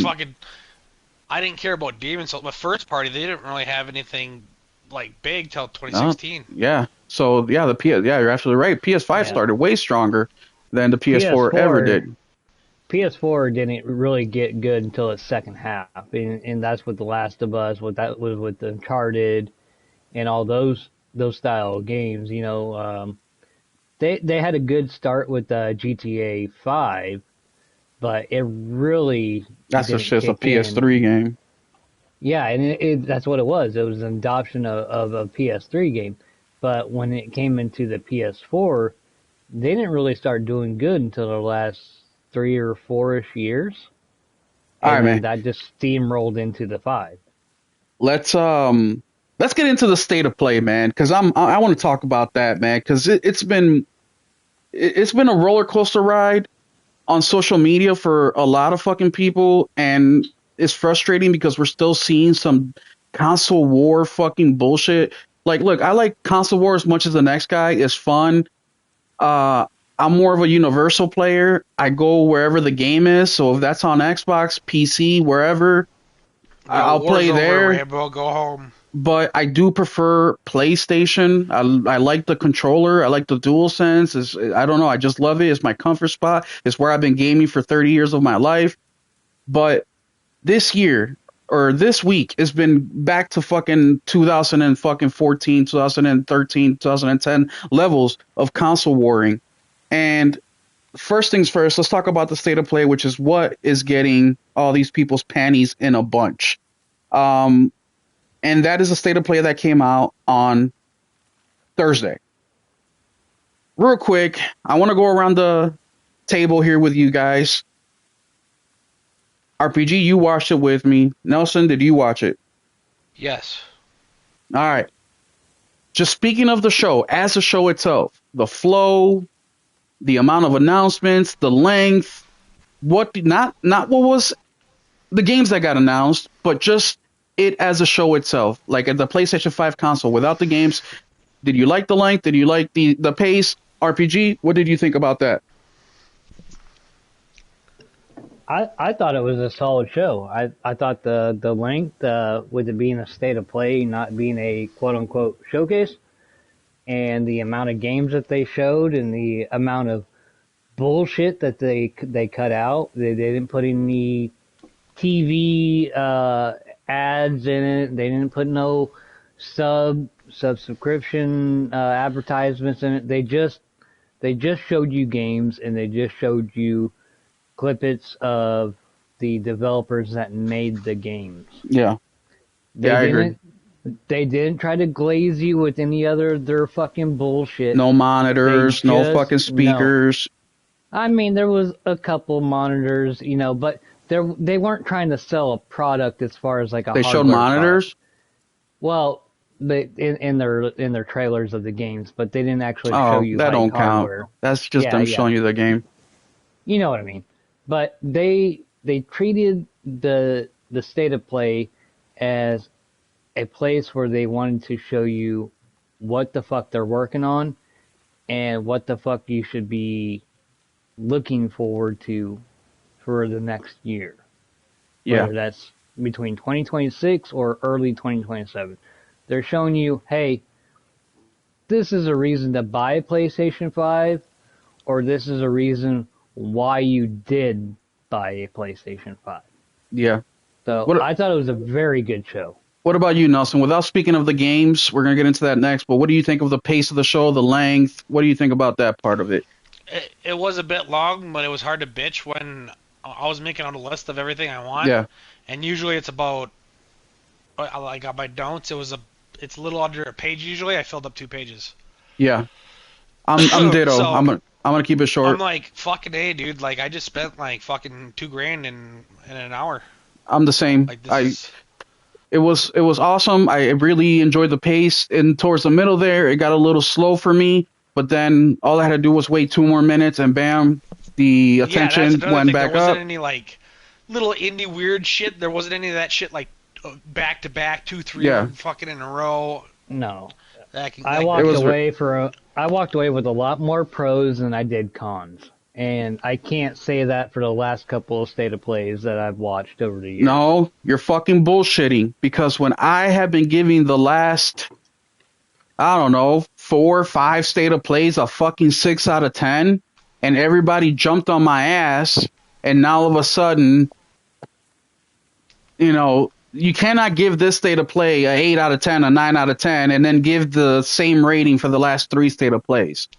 You can't fucking do that. Ain't no fucking way. But anyway, I'm getting ahead of myself. I thought the same. Pace was great, a little long, but it was great because it was full of content. Now, I'm not going to ask you guys what you found interesting in there. Nelson said it, 2 pages worth of shit. RPG said it, way more positive than negatives. I also think of the same. But what I want to hear before I start asking you guys about the things that impress you the most or the games that really caught your attention, I want to hear your overall rating real quick and why you're giving it that rating. And then once we go around with that, I will dig into specifics about the games that caught your attention, the ones that you're looking to the most, what you like the most, et cetera, et cetera, et cetera. So RPG, what rating would you give this state of play? I don't think it's budged a whole lot since me and you and Henry watched it on Thursday.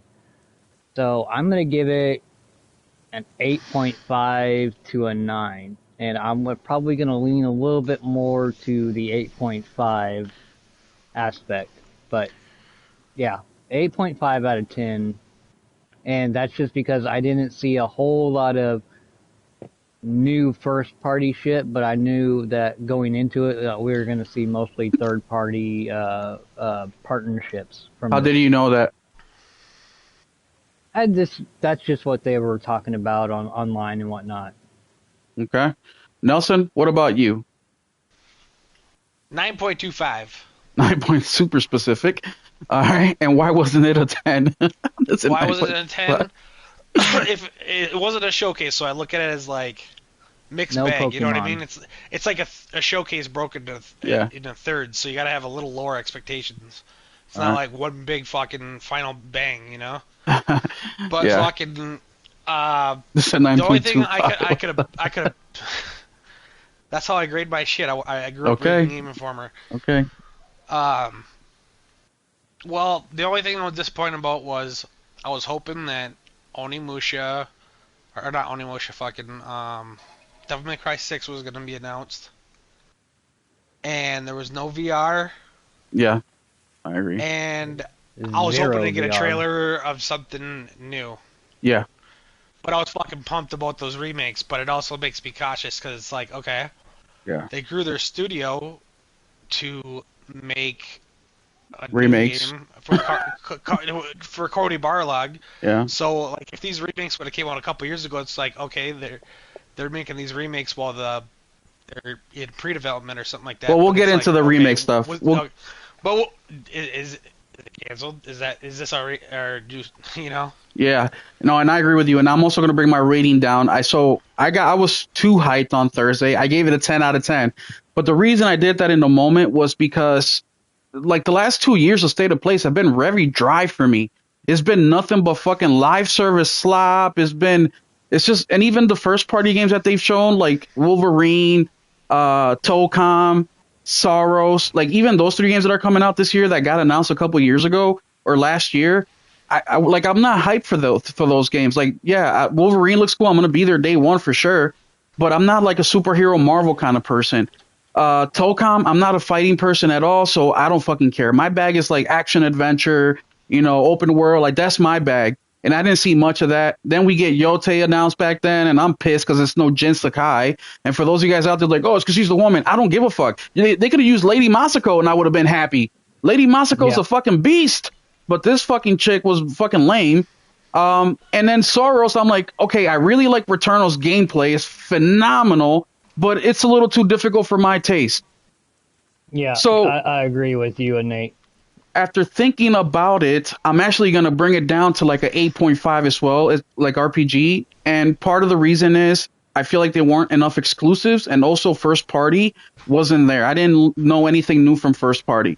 Outside of that, bam! Kena Bridge of Spirits sequel. Holy shit! Let's start with that one because that one got the fucking show going. And to me, that was the biggest announcement for me. outside of God of War Son of Sparta, which was really the biggest thing in there, but Kena Bridge of Spirits, or Kena, the sequel, they started off that damn show at 100 miles an hour, and I fucking loved it. Reason was because last thing we knew is Ember Lab, they didn't want to they didn't want to make another video game, right? Because they don't make games for a living. They're artists. They do animation. So we thought this would be a one and done. And a quick story, Kena Bridge of Spirits was a game that I bought for myself, like I do all games, but I actually wrapped up in gift wrapping for Christmas that year so I can open up something for Christmas with my son because he believed in Santa at the time. So I'm like, oh, look what Santa got me. And I remember buying the fucking game like a month before Christmas, and I couldn't fucking wait to open it up. And when I did, the game did not disappoint. But anyway, so Kena started off strong. I was completely shocked that I saw it there. And yes, outside of the Day and Day Shadow Drop, that was my biggest thing. RPG, what was your biggest surprise of the night? I've talked to you, you and Henry once or twice, but my main takeaway from the entire show, and I've not agreed, or I've not heard many people agree with me, the last couple of days, but it has to be Crimson Moon. There's something about that game that speaks to me, whether it be the metal music in the background while you're slashing up people, but there's just something about that game that I was like, they took everything in my head that I like about video games and the style of video games, and they put it and they made it and they put it right there on the screen. And I was like, yeah, that is the game I want to fucking play. And then they added the fact that you can play this shit co-op.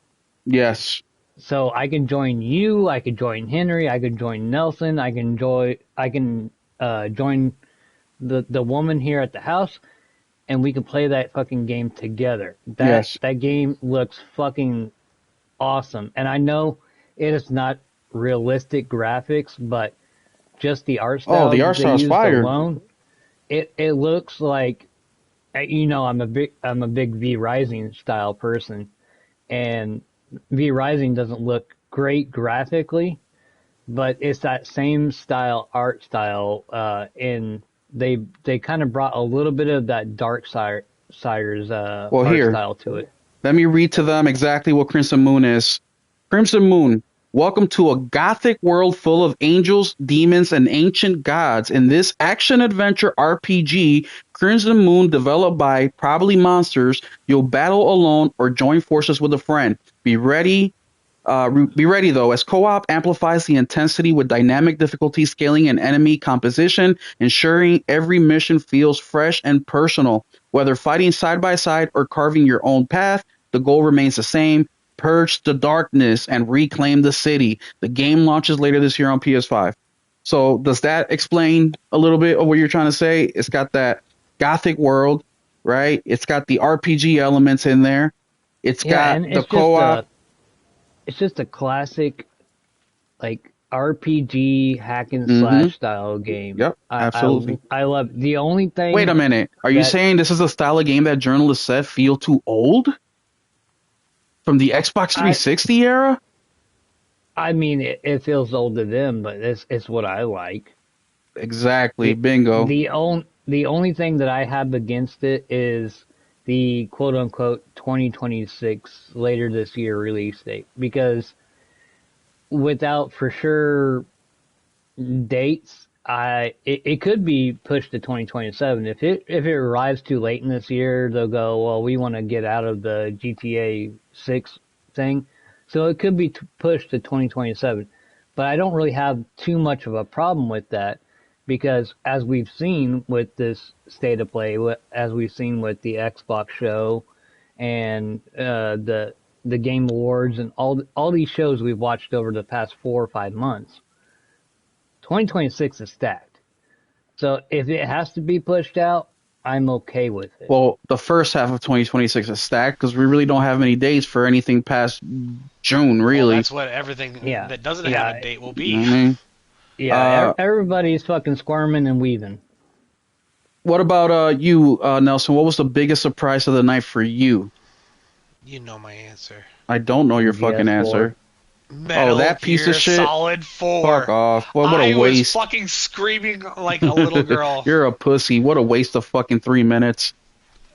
I didn't know if they would do it because of the freaking PS3 and stuff like that. It's a Yeah, lot more the work cell and shit. processor.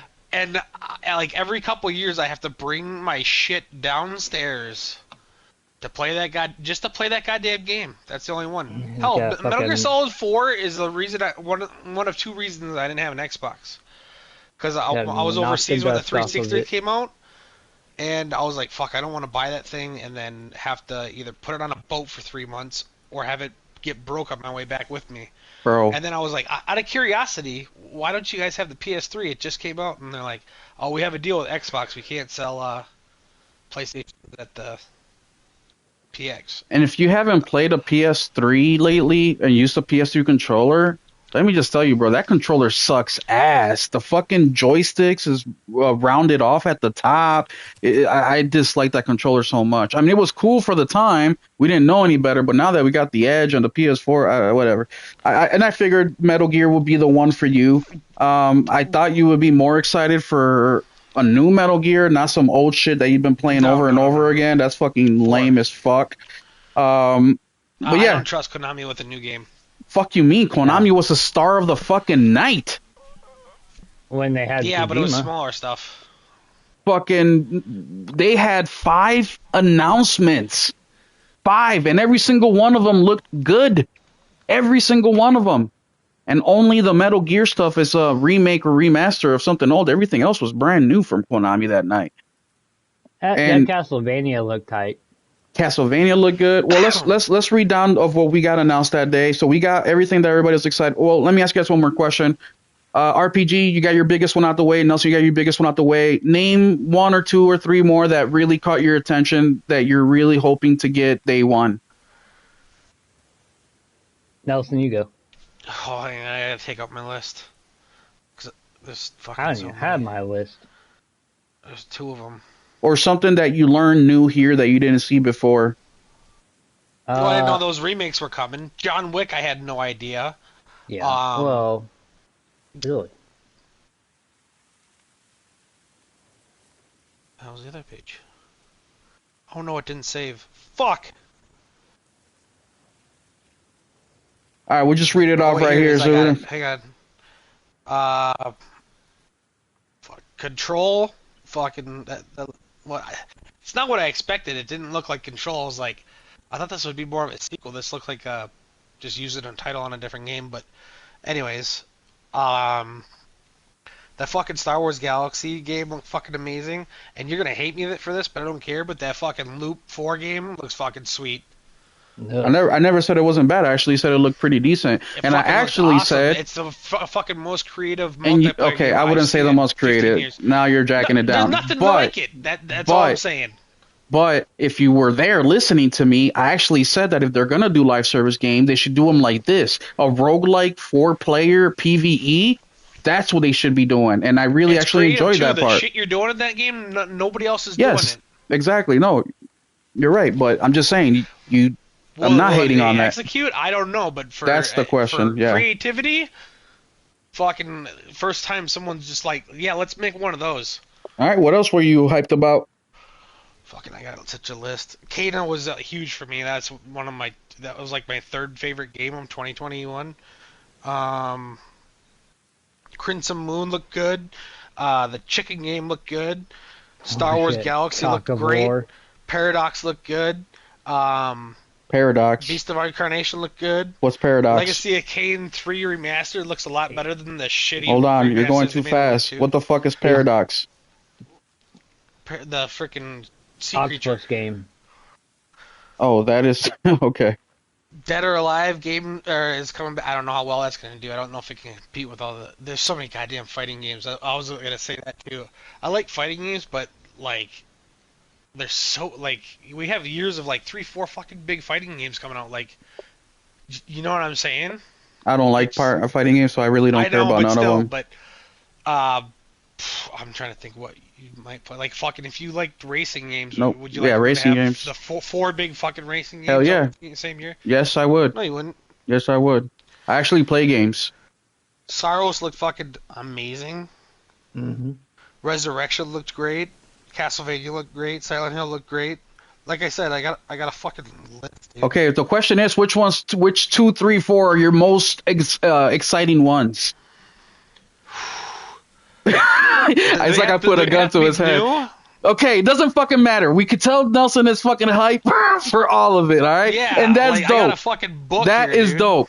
RPG, we like a lot of shit, but keep like 2 or 3 that you're really amped up for here. You said Crimson Moon. What are a couple more that you were like, okay, yeah, this is it right here?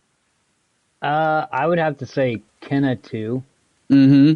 I would have to say Saros, just because we got to see more of the breakdown with how the actual mechanics are gonna play.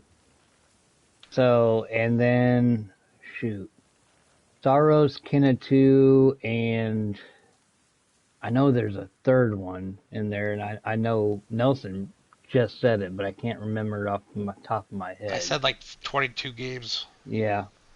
Um. Yeah, it sure as hell wasn't the octopus game. I can tell you that.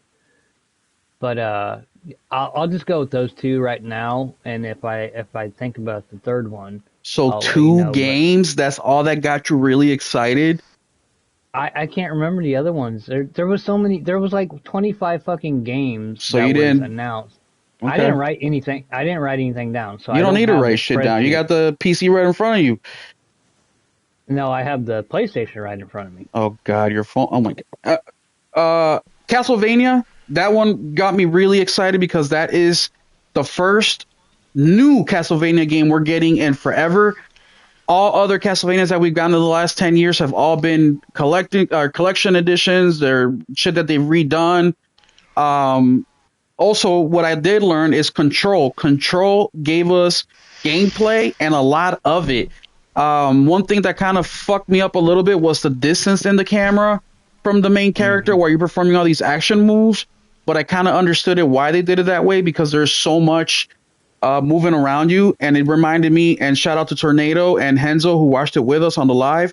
It's like Inception where you're flipping fucking city blocks, on its side and upside down and shit. That was super impressive. I'm excited to see how the performance is on a PS5 Pro. Crimson Moon, which RPG just talked about. Darwin's Paradox. Now, I'm not going to include that here, but that is a game I'm getting day and date. The demo got announced during the state of play, and that's actually what I want to focus on. Is they announced the fucking demo for that game during the state of play, which increased my hype. You can play as Snake, or the costume of Snake and a freaking octopus, right? Go check the demo if you haven't. It's a platformer. And then, of course, Legends, which we knew was coming. We just Oh, didn't know when in specific it was coming. Oh yeah, that's another thing. Yeah, I love that fucking. I play a lot that of was that. that was my third that I was thinking I'm not about. getting Was marathon because of it Legends. though. That's bad. That's bad job by Sony. John Wick. So John Wick, yes, the idea of the game is exciting me to know tomorrow. But we didn't see People anything. with guns. We didn't see. Well, that's what they say, but we didn't even see that. They say they showed us gameplay clip, unless the fucking graphics are just as good as the fucking as the cinematics. I couldn't distinguish between the two. I didn't know what was gameplay, what was cinematic. I just thought it was all cinematic. So yeah, they announced it. It was cool, but Yeah, they that didn't was all. show anything. That was all in engine, cutscenes. So Yeah, it so wasn't nothing good. there. Yeah, Legacy of nothing. Kain, Defiance Remaster got a lot of people hyped up. Marathon, I thought had a good showing, but Marathon's been having a really good showing over the last month. I like that they announced the weekend of play or whatever it's called coming up, the Server Slam, the same weekend that Resident Evil 9 Requiem comes out. That's going to be tough because, look, Resident Evil 9 is a very highly anticipated game, man. Not just by Resident Evil lovers like me and Nelson, but by a lot of first timers who've never played the Resident Evil games before are really wanting to play this one. So I think Resident Evil 9 is going to be the best selling Resident Evil in its history. So we will see how this server slam works out for them. but I hope that the It, servers do get slammed so they can make any changes they need to before the game releases. it was such horrible timing. The other one that I was super hyped for was Neva, the prologue.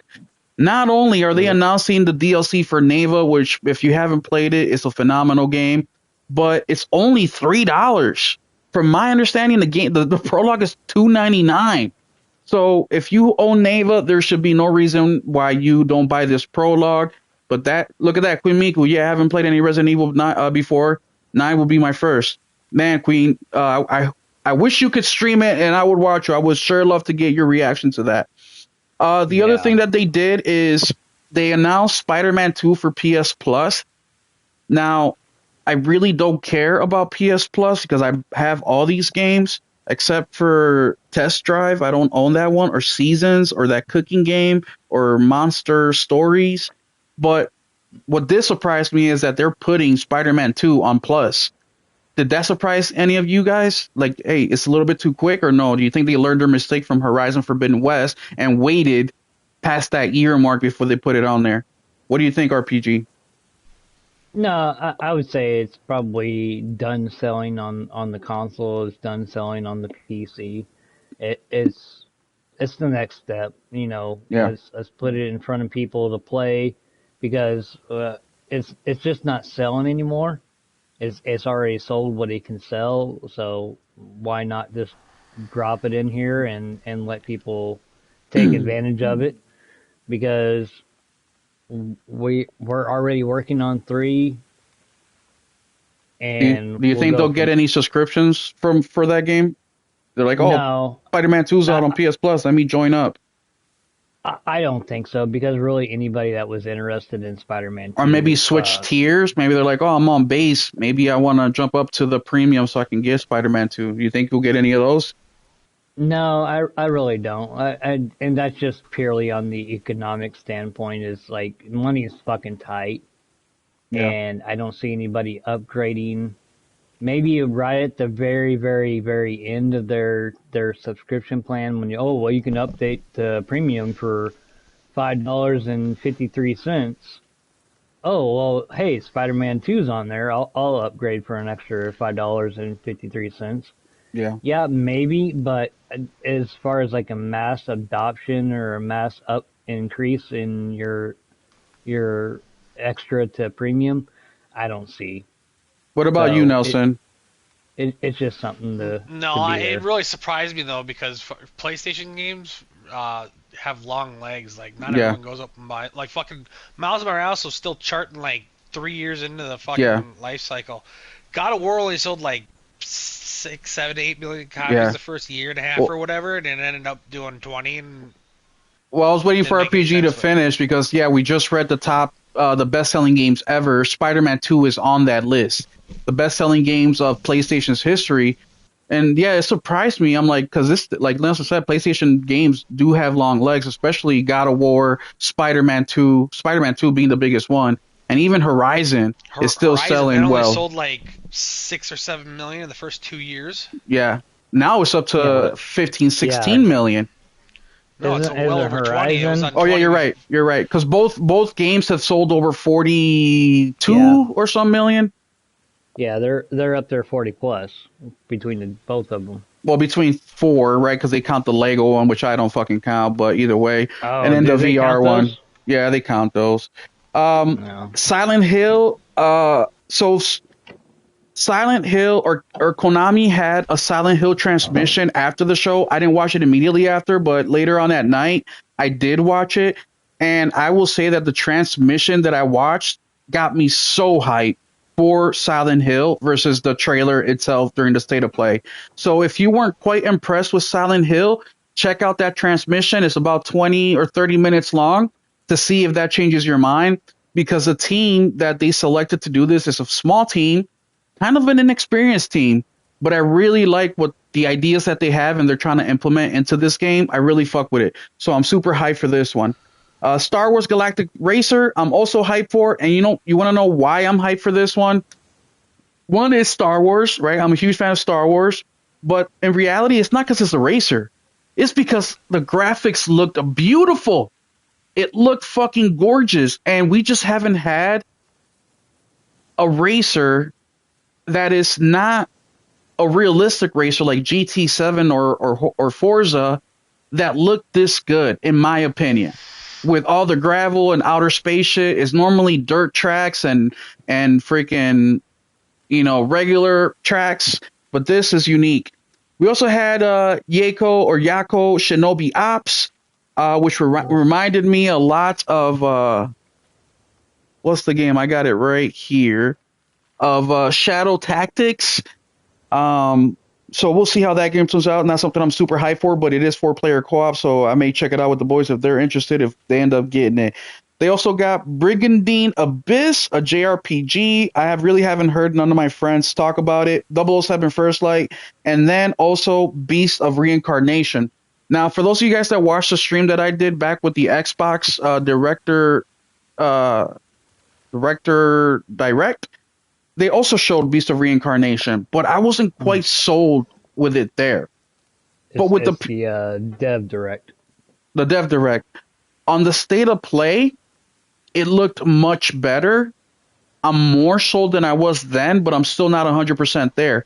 But I will say that the difference in 1 month, I don't know how this happened, and you guys can agree or disagree, let me know if I'm tripping, but I felt like what they showed in the state of play looked way better graphically than it did during the developer direct. I don't know if they gave Xbox some old ass footage or what, and then for the state of play newer, probably in a later build. Game, so. But to me, graphically, it looked way better. Yes, but check it out. If you don't believe me, check it out. Check both out and try to look at the comparisons, because for some reason I'm like, this game looks like a PS3 game or like a PS4 game.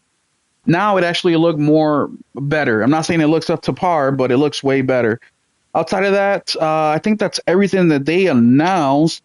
Now, Dead or Alive, they did talk about, okay, and then Shadow Drop, Sons of Sparta. So we'll talk about Sons of Sparta real quick, the Shadow Drop, and then we're also going to talk about, this will probably take a little bit of our time, and then we'll also talk about the reactions by other gamers, because believe it or not, well, you guys believe it, but there's been people out here saying this state of play was complete garbage. And I want to ask you guys about that and where these people who are saying that it was garbage are coming from. But let's talk about Sons of Sparta real quick, because that was a shadow drop at the end of the state of play. And if you guys have been following me, and well, if you've been in my Discord, you know a lot more because I talk about it there. But RPG knows, Nelson knows. I always say that when they do these state of plays or when they do a showcase, a really easy way that you can really take it to the next level is by giving us a big new IP at the end or shadow dropping something. Whether it's a demo, whether it's a fucking game, just shadow drop anything, and that will automatically elevate you to the next level. Well, Sony said, hold my beer, and not only did they shadow drop a whole fucking game, but it's a beloved IP, God of War. And not just any God of War game, a 2D, 2.5D side scroll, right? 2.5D or 2D side scroller with a prequel to Kratos. And not just Kratos, they brought his brother in. And it's a co-op game that you can play. Yeah, his brother's name is what? Demios? Demios. And that just completely shocked the shit out of me. And you know what I did as soon as I found out about that announcement? Well, not immediately, because I went and cooked dinner and ate. But as soon as I was done with that, you know what I did? I bought it. Nelson, smash that buy button. Let me ask you a question. Are 2D, 2.5D side scrollers with pixelated graphics my favorite games? Yes, you love them all the time, and I hear about it every day. They're not. I don't want to say I despise them. It's the old ones that I don't like, because the controls are janky. Then on top of that, it looks like shit. But I bought this one without hesitating. Why? Why did I do that? Coattails. Because I have been saying for the longest time, and people called me a retard. People said that I was stupid. I was ignorant. Even Nelson said, they need more than that to pay the fucking bills. Their fucking toilet paper bill alone is $3 billion a month. they're wasting time creating a fucking game like this. I said that there should be no reason why these teams don't have a few people outsource it, whatever, to get us smaller games with the most popular IPs. So when I saw this game, I immediately bought it because I want to support that. And I bought the deluxe edition for $40. Not because I'm in love with the game, and guess what? I'm having a good time with it, but I'm only a couple hours in. But because PlayStation did exactly what I wanted. I wanted them to give us more content, and that's what they did. They got a different studio based out of Pittsburgh called Mega Cats to make this game in collaboration with Santa Monica. And look, we have it here. So I wanted to support that immediately. But we'll start with you, Nelson. What did you think at the end when they shadow dropped this? What was going through your mind? Did you expect this? Did this surprise you? And then also talk a little bit about God of War. Was this a good game to do that for? Is the premise of the game good? Like, let me know what's your opinion about the whole shadow drop in the game itself. It was surprising. I was like, what in the hell is this? And I was like, fuck it, it's God of War. I want to know what happens. But it was probably really cheap to make. I never even heard of this team. And they might fucking be in a hut in fucking Guatemala or something. I don't know. But fucking, I was like, okay, well, whatever. It's something. You know what I mean? It's just, it's no different than like, Alien Nation and Dead Nation and Super Stardust, all the games that fucking the people that make Returnal, god damn it, Housemarque? Housemarque. They made all smaller stuff. Next Matterfall, what was it? Dead Nation. There was another smaller one that they made like that. I can't remember what the hell it was called. Resogun. Yeah, Resogun. And that's how all these teams really started. They started out with Sly Cooper they did Rocket Robot on Wheels, and then they did Sly Cooper, and they got bigger and bigger and bigger. Then they started doing bigger things, and then they started investing in smaller companies that make their smaller shit. And, that's how they built all their organically. Studios. Yeah. So, what did you think of God of War itself, the side-scrolling bit? Was it a good choice? Does the game look good to you? Have you played it? Do you want to play it? Yeah, I've put quite a few hours into it. It's not great. What's that? It's not great. It's not great. What don't you like about it? It's not terrible. It froze on me a couple times. It's not very diverse with its combat. The world building's not that great. It doesn't look that great. It's not a bad game, but if you compared it to like, I don't know like Castlevania Symphony of the Night, I don't play a ton of these anymore, but I'd have to go back through and look. I haven't played one in quite a while. Fucking Fist? Fucking, come on. But, okay. It's not terrible, but people gotta start somewhere, you know what I mean? Okay, RPG, what about you? What did you think of the announcement, the fact that they picked God of War, and do you have any interest in playing it? I don't know how. Can you hear me? Yeah, I can hear you now. Nope. Yeah. Okay. Yeah, I was definitely interested when they announced it, especially when they were going to do a shadow drop. I've still not bought it yet because I've got my time tied up in other games right now. But as soon as those other games are done, and hopefully if I got that time gap between here and RE9, I'm going to buy the game because I'm not a big side-scroller gamer. You know, like my last side-scroller game was Ori and the Will of the Wisp and the Forest game. So I'm not massive into side-scrollers, but with it being God of War, yeah, I was definitely interested in. And watching streams of the game, I like how they kind of tie some of the new RPG aspects of 2018 and Ragnarok with upgrading your weapons. I like that. So it's definitely going to be one of those games that is going to be included with my library. But my main takeaway from this game is I seen this game, the graphic aspect in the layout, and I immediately thought of the PlayStation Portal. I think that's where this game is probably going to shine as far as where it's going to be played the best. Because it's just going to be something that you can hook up, you can stream or whatever, and you can knock out on a bus ride or knock out in your hotel room or something. Yeah.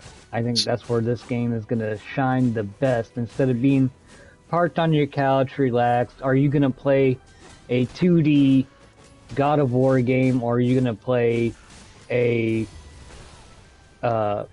Uncharted game, or are you going to play a Last of Us game, or the new Spider-Man or whatever game, or the new Soros game? No, you're going to play those games like that on your TV, but something as far as your Portal or something to play during a stream like you're doing right now, it's a great game for that. So I disagree with Nelson. I'm really enjoying the 2 hours that I've put into the game. I think that it's very accessible. I'm not a big what do you call this, Metroidvania type of shit. I don't dig that type of game. Now there are exemptions, right? Like not Kana. Fuck, I forget. But either way, there are exceptions like that game where it's not about the fact that it's a side scroller or anything like that. It's the fact that I love like H Through Blood, that they have great gameplay, the story's interesting, even the art style looks pretty good. And my intention with God of War originally was because they gave me what I wanted. But I am also having a good time with the game. Now, I've only got a couple hours in, so we'll see how it turns out being at the end.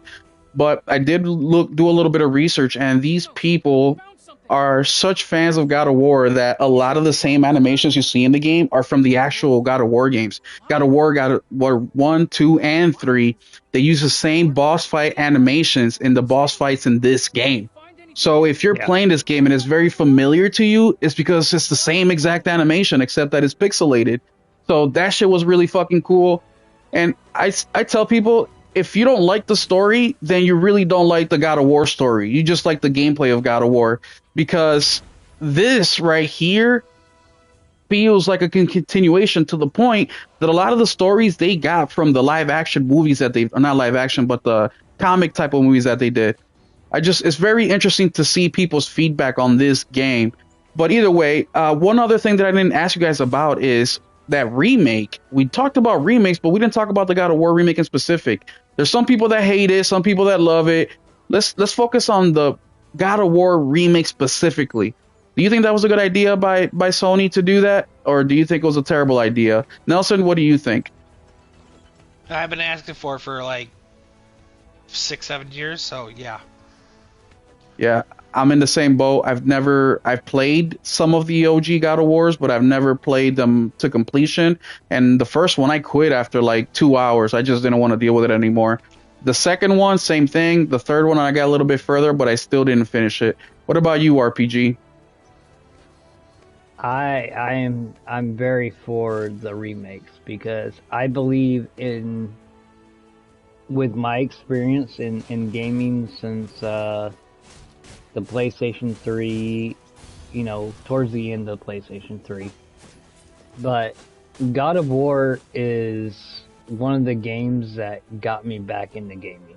God of War 1 and God of War 2, the Uncharted series, and some of the Resident Evil games that were coming out at the time. But I believe God of War 1 and 2 were the main games that got me back heavy into gaming. So do you think that I'm very excited about these remakes. Do you think that they will do just like 1-for-1 copy of the game, just better graphics, better controls, or do you think they'll do the whole over-the-shoulder fucking deal that they've been that people, like the new God of Wars. Do you think they'll remake it into that, or do you think they'll keep the same exact thing except just better I graphics? I hope they don't go into the 2018 and the Ragnarok camera angle and gameplay. I want them to keep the original, Yeah, but not copy paste original. I want them to update it and make it look more modern and more current. But I yeah, do the not same game want, just with modern visuals and modern. yeah, if I'm playing God of War 1 through 3 with the over the shoulder camera view, I'm not going to look at them the same. I'm not going to be believing that I'm playing God of War 1, 2 and 3 in the Greek saga. Yeah, I'm going to believe I'm playing the 2018 with a reskin of the Greek saga.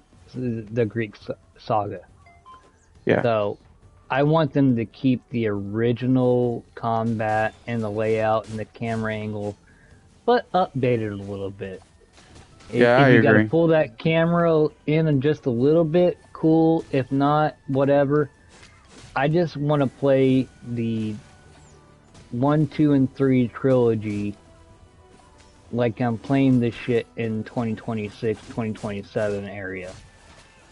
Yeah. That's how I want it to. That's how I want it to feel. I don't All want right. it to feel like Resident Evil 1, like what Nelson's playing right now. I don't want that tank control bullshit. Mm-hmm. Well, let me ask you guys this, because social media, and then the last thing we'll talk about before we finished out is some of the things that we didn't see that we want to see. But people have been going crazy on social media, and I got to pause this real quick to read some of these fucking responses because it's been driving me insane. But some of these people, they're saying this was a terrible state of play.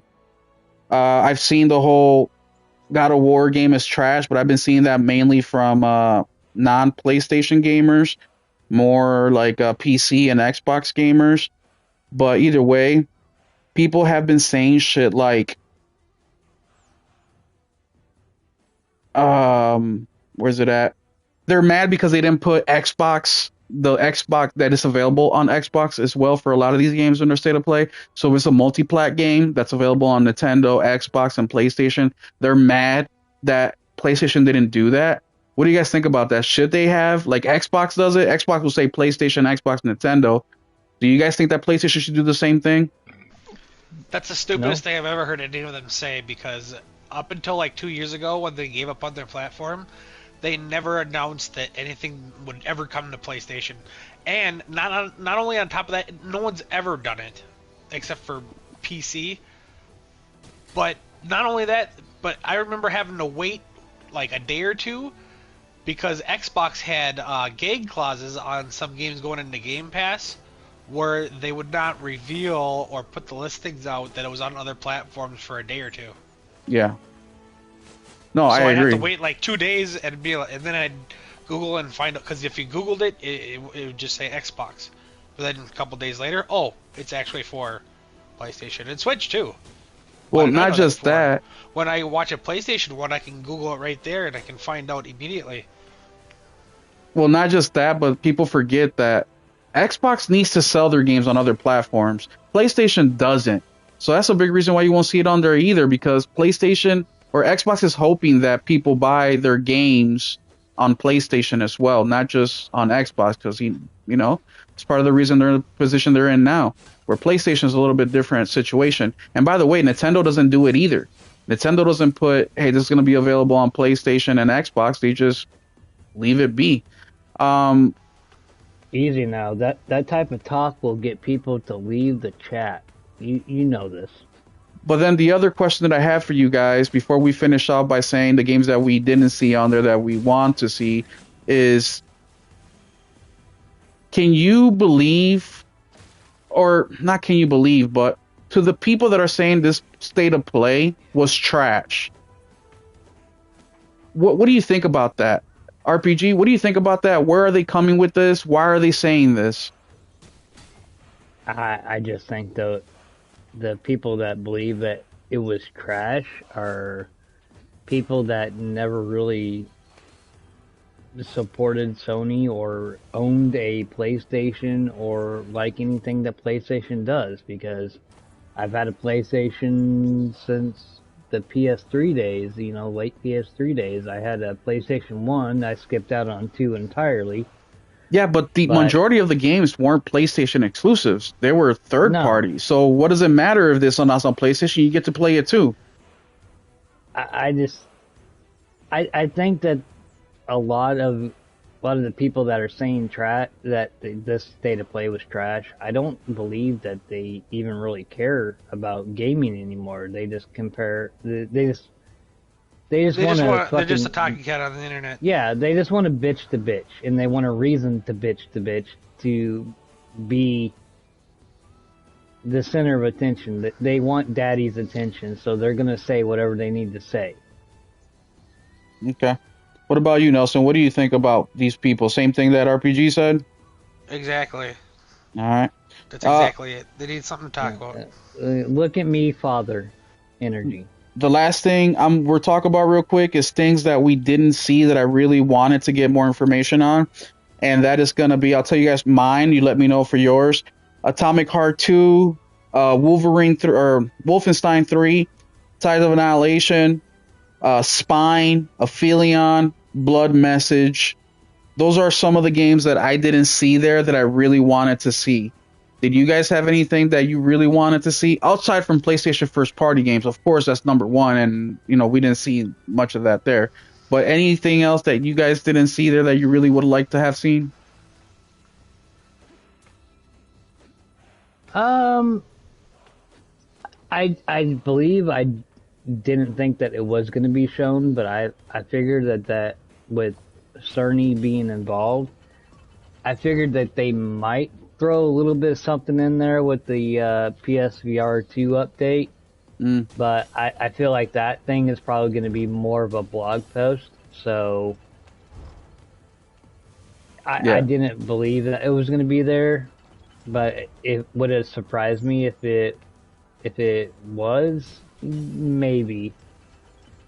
So honestly, with it coming out in the summer area, with the Summer Games Fest, I believe that GTA 5 marketing will be more of a thing in the summer area. But Yeah. I believe I really thought that PSVR 2 update and maybe like a date area, maybe coming in April, coming in late March, would have been something that was announced during the state of play. I honestly think that I don't think the VR2 is failing, but I think that any failures is PlayStation's fault for the lack of games. I really do. If they would fucking do more games, that thing will sell. That thing's a phenomenal piece of hardware. But Oh yeah. well, I mean the PSSR, not the Oh yeah, I PSVR. don't give a fuck about Yeah, none of that shit in reality. I just want the games, bro. PlayStation yeah, has a very good console, but where the fuck are the the games? PS, yeah, the PSVR 2, as far as I'm concerned, is basically done and gone.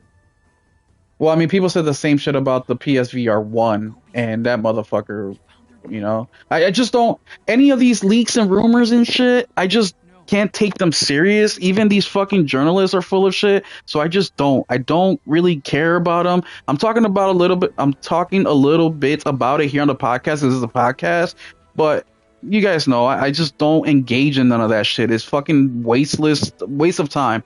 But No, I'll wait for the officials to say something yeah. really before I start putting any stock into it. But Now, I do want to see PSSR fucking, information, and more than that, I want to see it out and see what it can do. But I hmm need the games first. Give me the fucking games so I can get excited about how I'm gonna run those fucking games.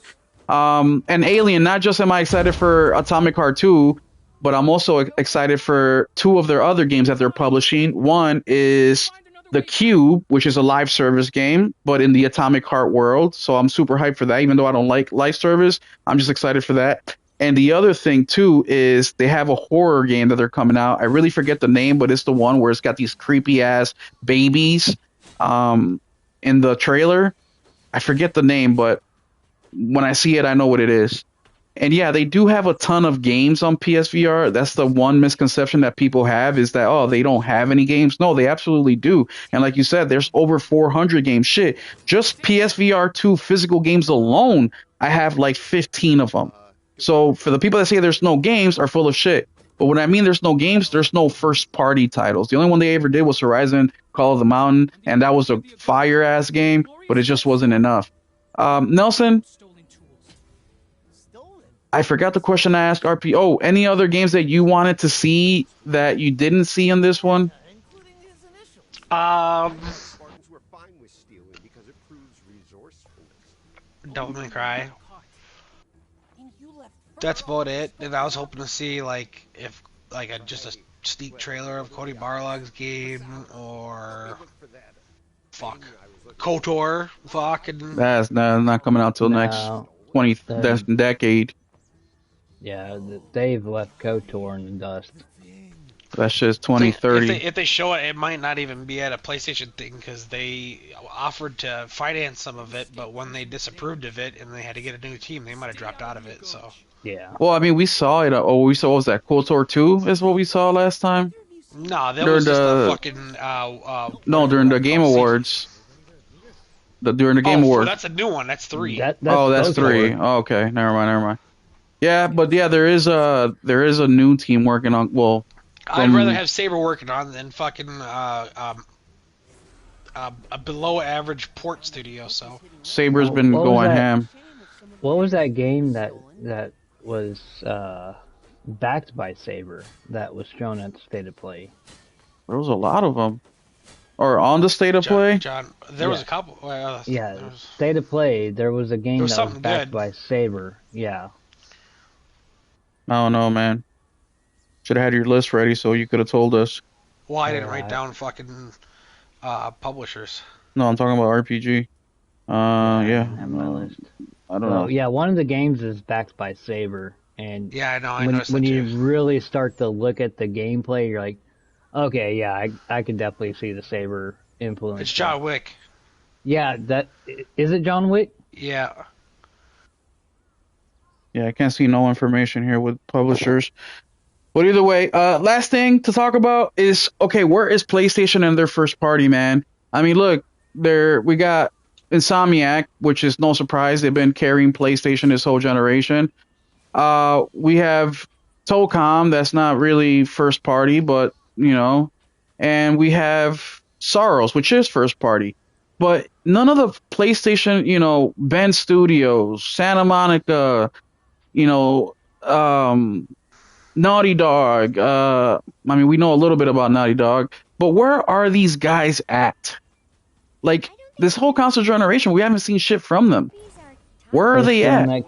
They're still in that kitchen cooking. I mean, what this 10-year cycles now? How come Insomniac is able to produce games, 4 games within the first 5 years of the console generation, but these other dudes are taking, and mind you, that's just this console generation because Insomniac did Spider-Man OG in what 2018. So before this Because- console generation, they released a game 2 years prior. Because Sony and PlayStation isn't putting the fucking foot to the neck. I don't know if they're look. Sony is a multi-billion-dollar almost what over $100 billion company. I'm sure there's pressure there. I mean, they're just not going to sit there and be like, "Hey, we're going to let you just take all the time in the world you need." But at the same time, PlayStation last year made more money than ever in history, right? So it's not like they're. But these games No. takes the industry. They're not pressed to sell. What you start now, they're making money now, but everybody knows that in order to sell in 2030, you need to start now or last year, right? Mm-hmm. So yeah, they're doing very well now, but how long is that gonna last? So you I would mean- want these studios to be working and putting shit out so we can make money next year and the year after that. We're just now seeing the benefits and the results of trend chasing from 2020 with this live service bullshit. What about you, Nelson? Do We're- you think we'll see we're just something now this seeing year that for next shit. year for PlayStation? Yeah.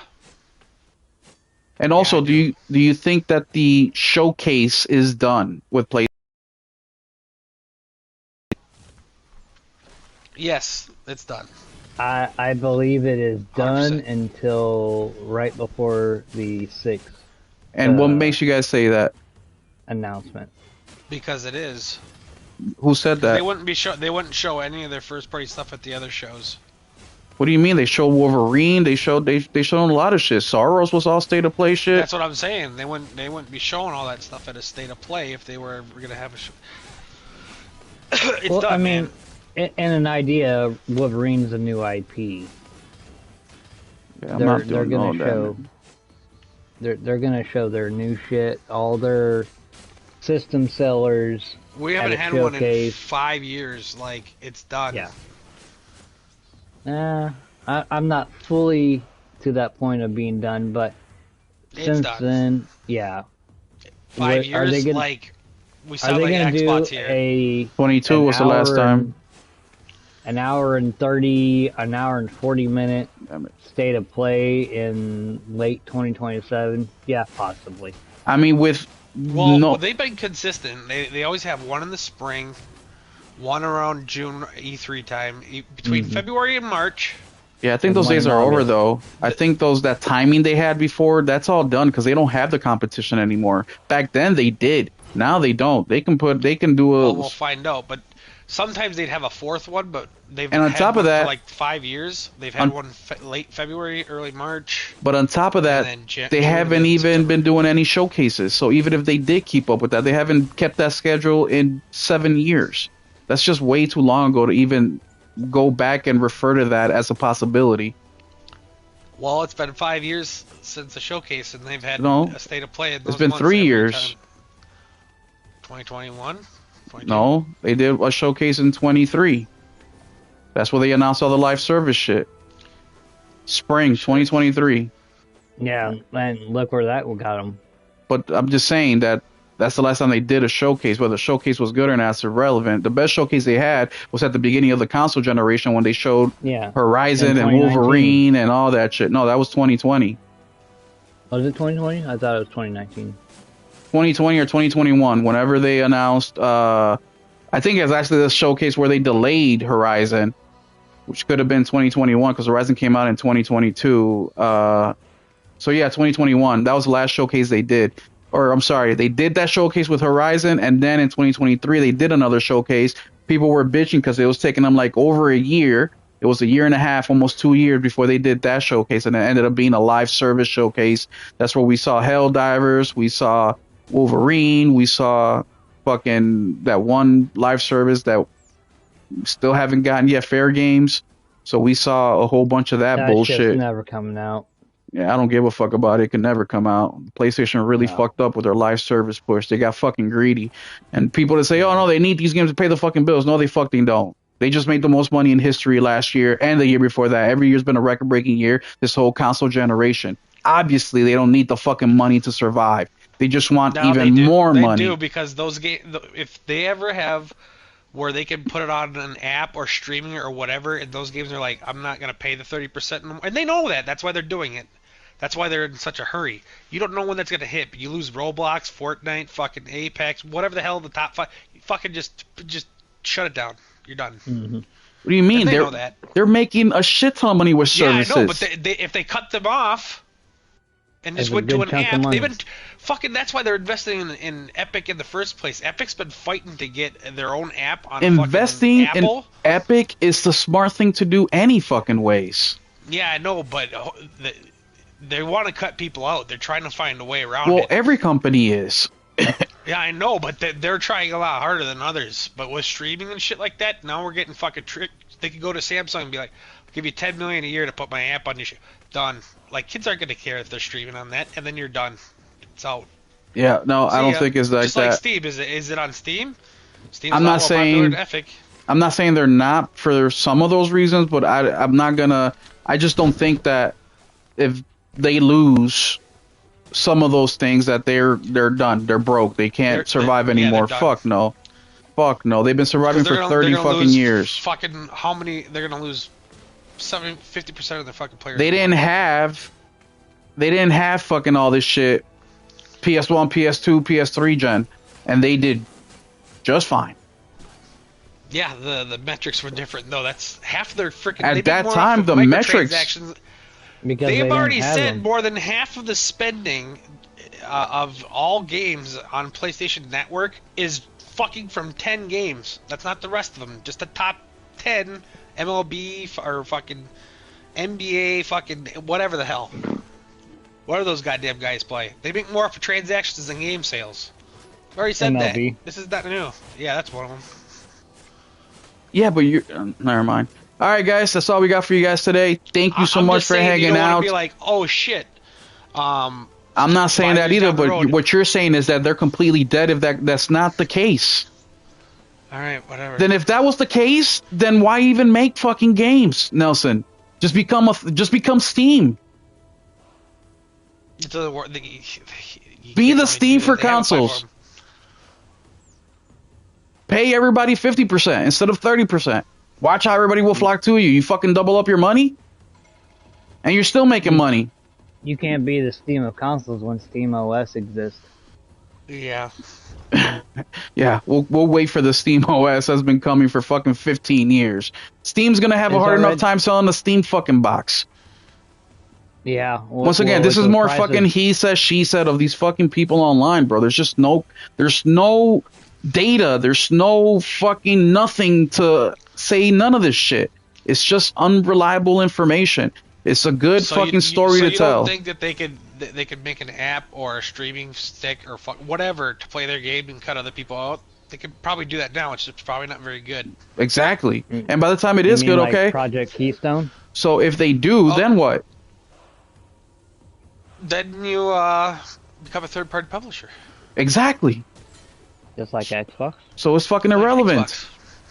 You either lose or you fucking do your own thing, and that's where. But if you have some of those games though, and you're only missing them here or whatever, you might be able to stick with it. But you can't be like, oh, they're leaving. We got to make this now. Like you got to fucking. I understand what you're saying. I've been saying since day one they've been going way too fucking hard. Like, yeah, try to do these things, but when they're like 12 in like 3 years, I'm like, how about 12 over the next 8?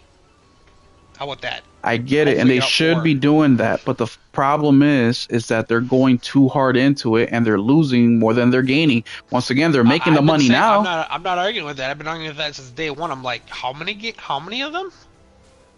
They said 12. I was like, how about 4? Damn it. All right. Well, either way, I got nothing else to input into this conversation. Do you guys have anything else to put in?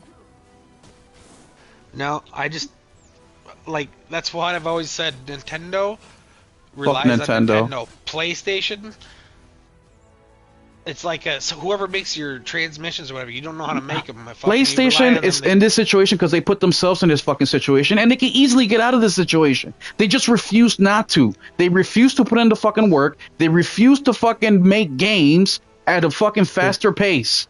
Yeah, blame the cost. To place the fucking boot on the net. Place the blame in the fucking cost that it cost $3 billion to make a fucking game. Obviously, that's not the fucking case because Insomniac is making more money than fucking ever while producing the most games than ever. Like, two things can't be true at once in this same situation. You can't say that they really need the live service push while the majority of their other studios aren't doing that, and yet they're making the most money ever. Like, it just doesn't make sense. All while live service is stagnant. Live service is fucking dropping off every single year. Yeah, but they're doing the best they ever have, but they're relying on other people. If other people leave, you don't understand? Like, I understand what you're saying, but it doesn't mean that PlayStation will die as well. If Call of Duty, Fortnite, all these fucking live service games go away, PlayStation does not die. They may go from $100 billion company to a $20 billion company, yes, well, that's but the entire they don't die. And if they do die, then they deserve to die. That's their fucking fault for relying on these other services way too fucking much. They should have been focusing on their own shit. I just don't understand, bro. Why would I Why would I fucking depend on my neighbor's fire extinguishing system to save my fucking house? That's fucking ridiculous. And if I do and my house burns down, then I deserve that. Thank you guys so much for hanging out with us. PlayStation had some good multiplayer games in the PS3, but and they fucked it up. They didn't have the network for it, and they fucked it up. No one would ever play. Yeah, they should have invested in themselves. Instead, they bet on the fucking neighbors to win the race. All they're doing is fucking betting from the outside instead of betting on themselves. RPG, let the people know where they can find you at. You can find me in Will's Discord. I'm currently working on trying to get something set up with my my YouTube streaming. So I'm slowly working on that. I'm hoping to have that up and going by early to mid-March. But other than that, you can just, like I said, you can find me in Will's Discord. You can find me on X. I'm sure Will will have my shit in the description. But yeah, I probably won't. It's a lot of work to copy and paste. Yeah, I know. You gotta add dots and T's and I's and X's and all that shit. Yeah, I'm a hard motherfucker to find. So easiest place to find me, Will's Discord, and then you can click the links on my name. Nelson, where can the people find you at? Nelson Gaming 12 and Nelson's Gaming Culture on YouTube. Damn, I'm stuck in this place. Have you got here, Nelson? What? Have you got to this point that I'm at in the game? I didn't make it very far. I fell asleep. Jesus Christ. And you guys are already here, so you already found me. Thank you guys so much for hanging out. Don't forget to hit that like on the way out, and we'll catch you guys next week for the State of Gaming podcast, 8 p.m. Central, 9 p.m. Eastern. We'll catch you guys later. Keep it gaming. Oh, and thank you for hanging out with us. I appreciate it. Talk to you later.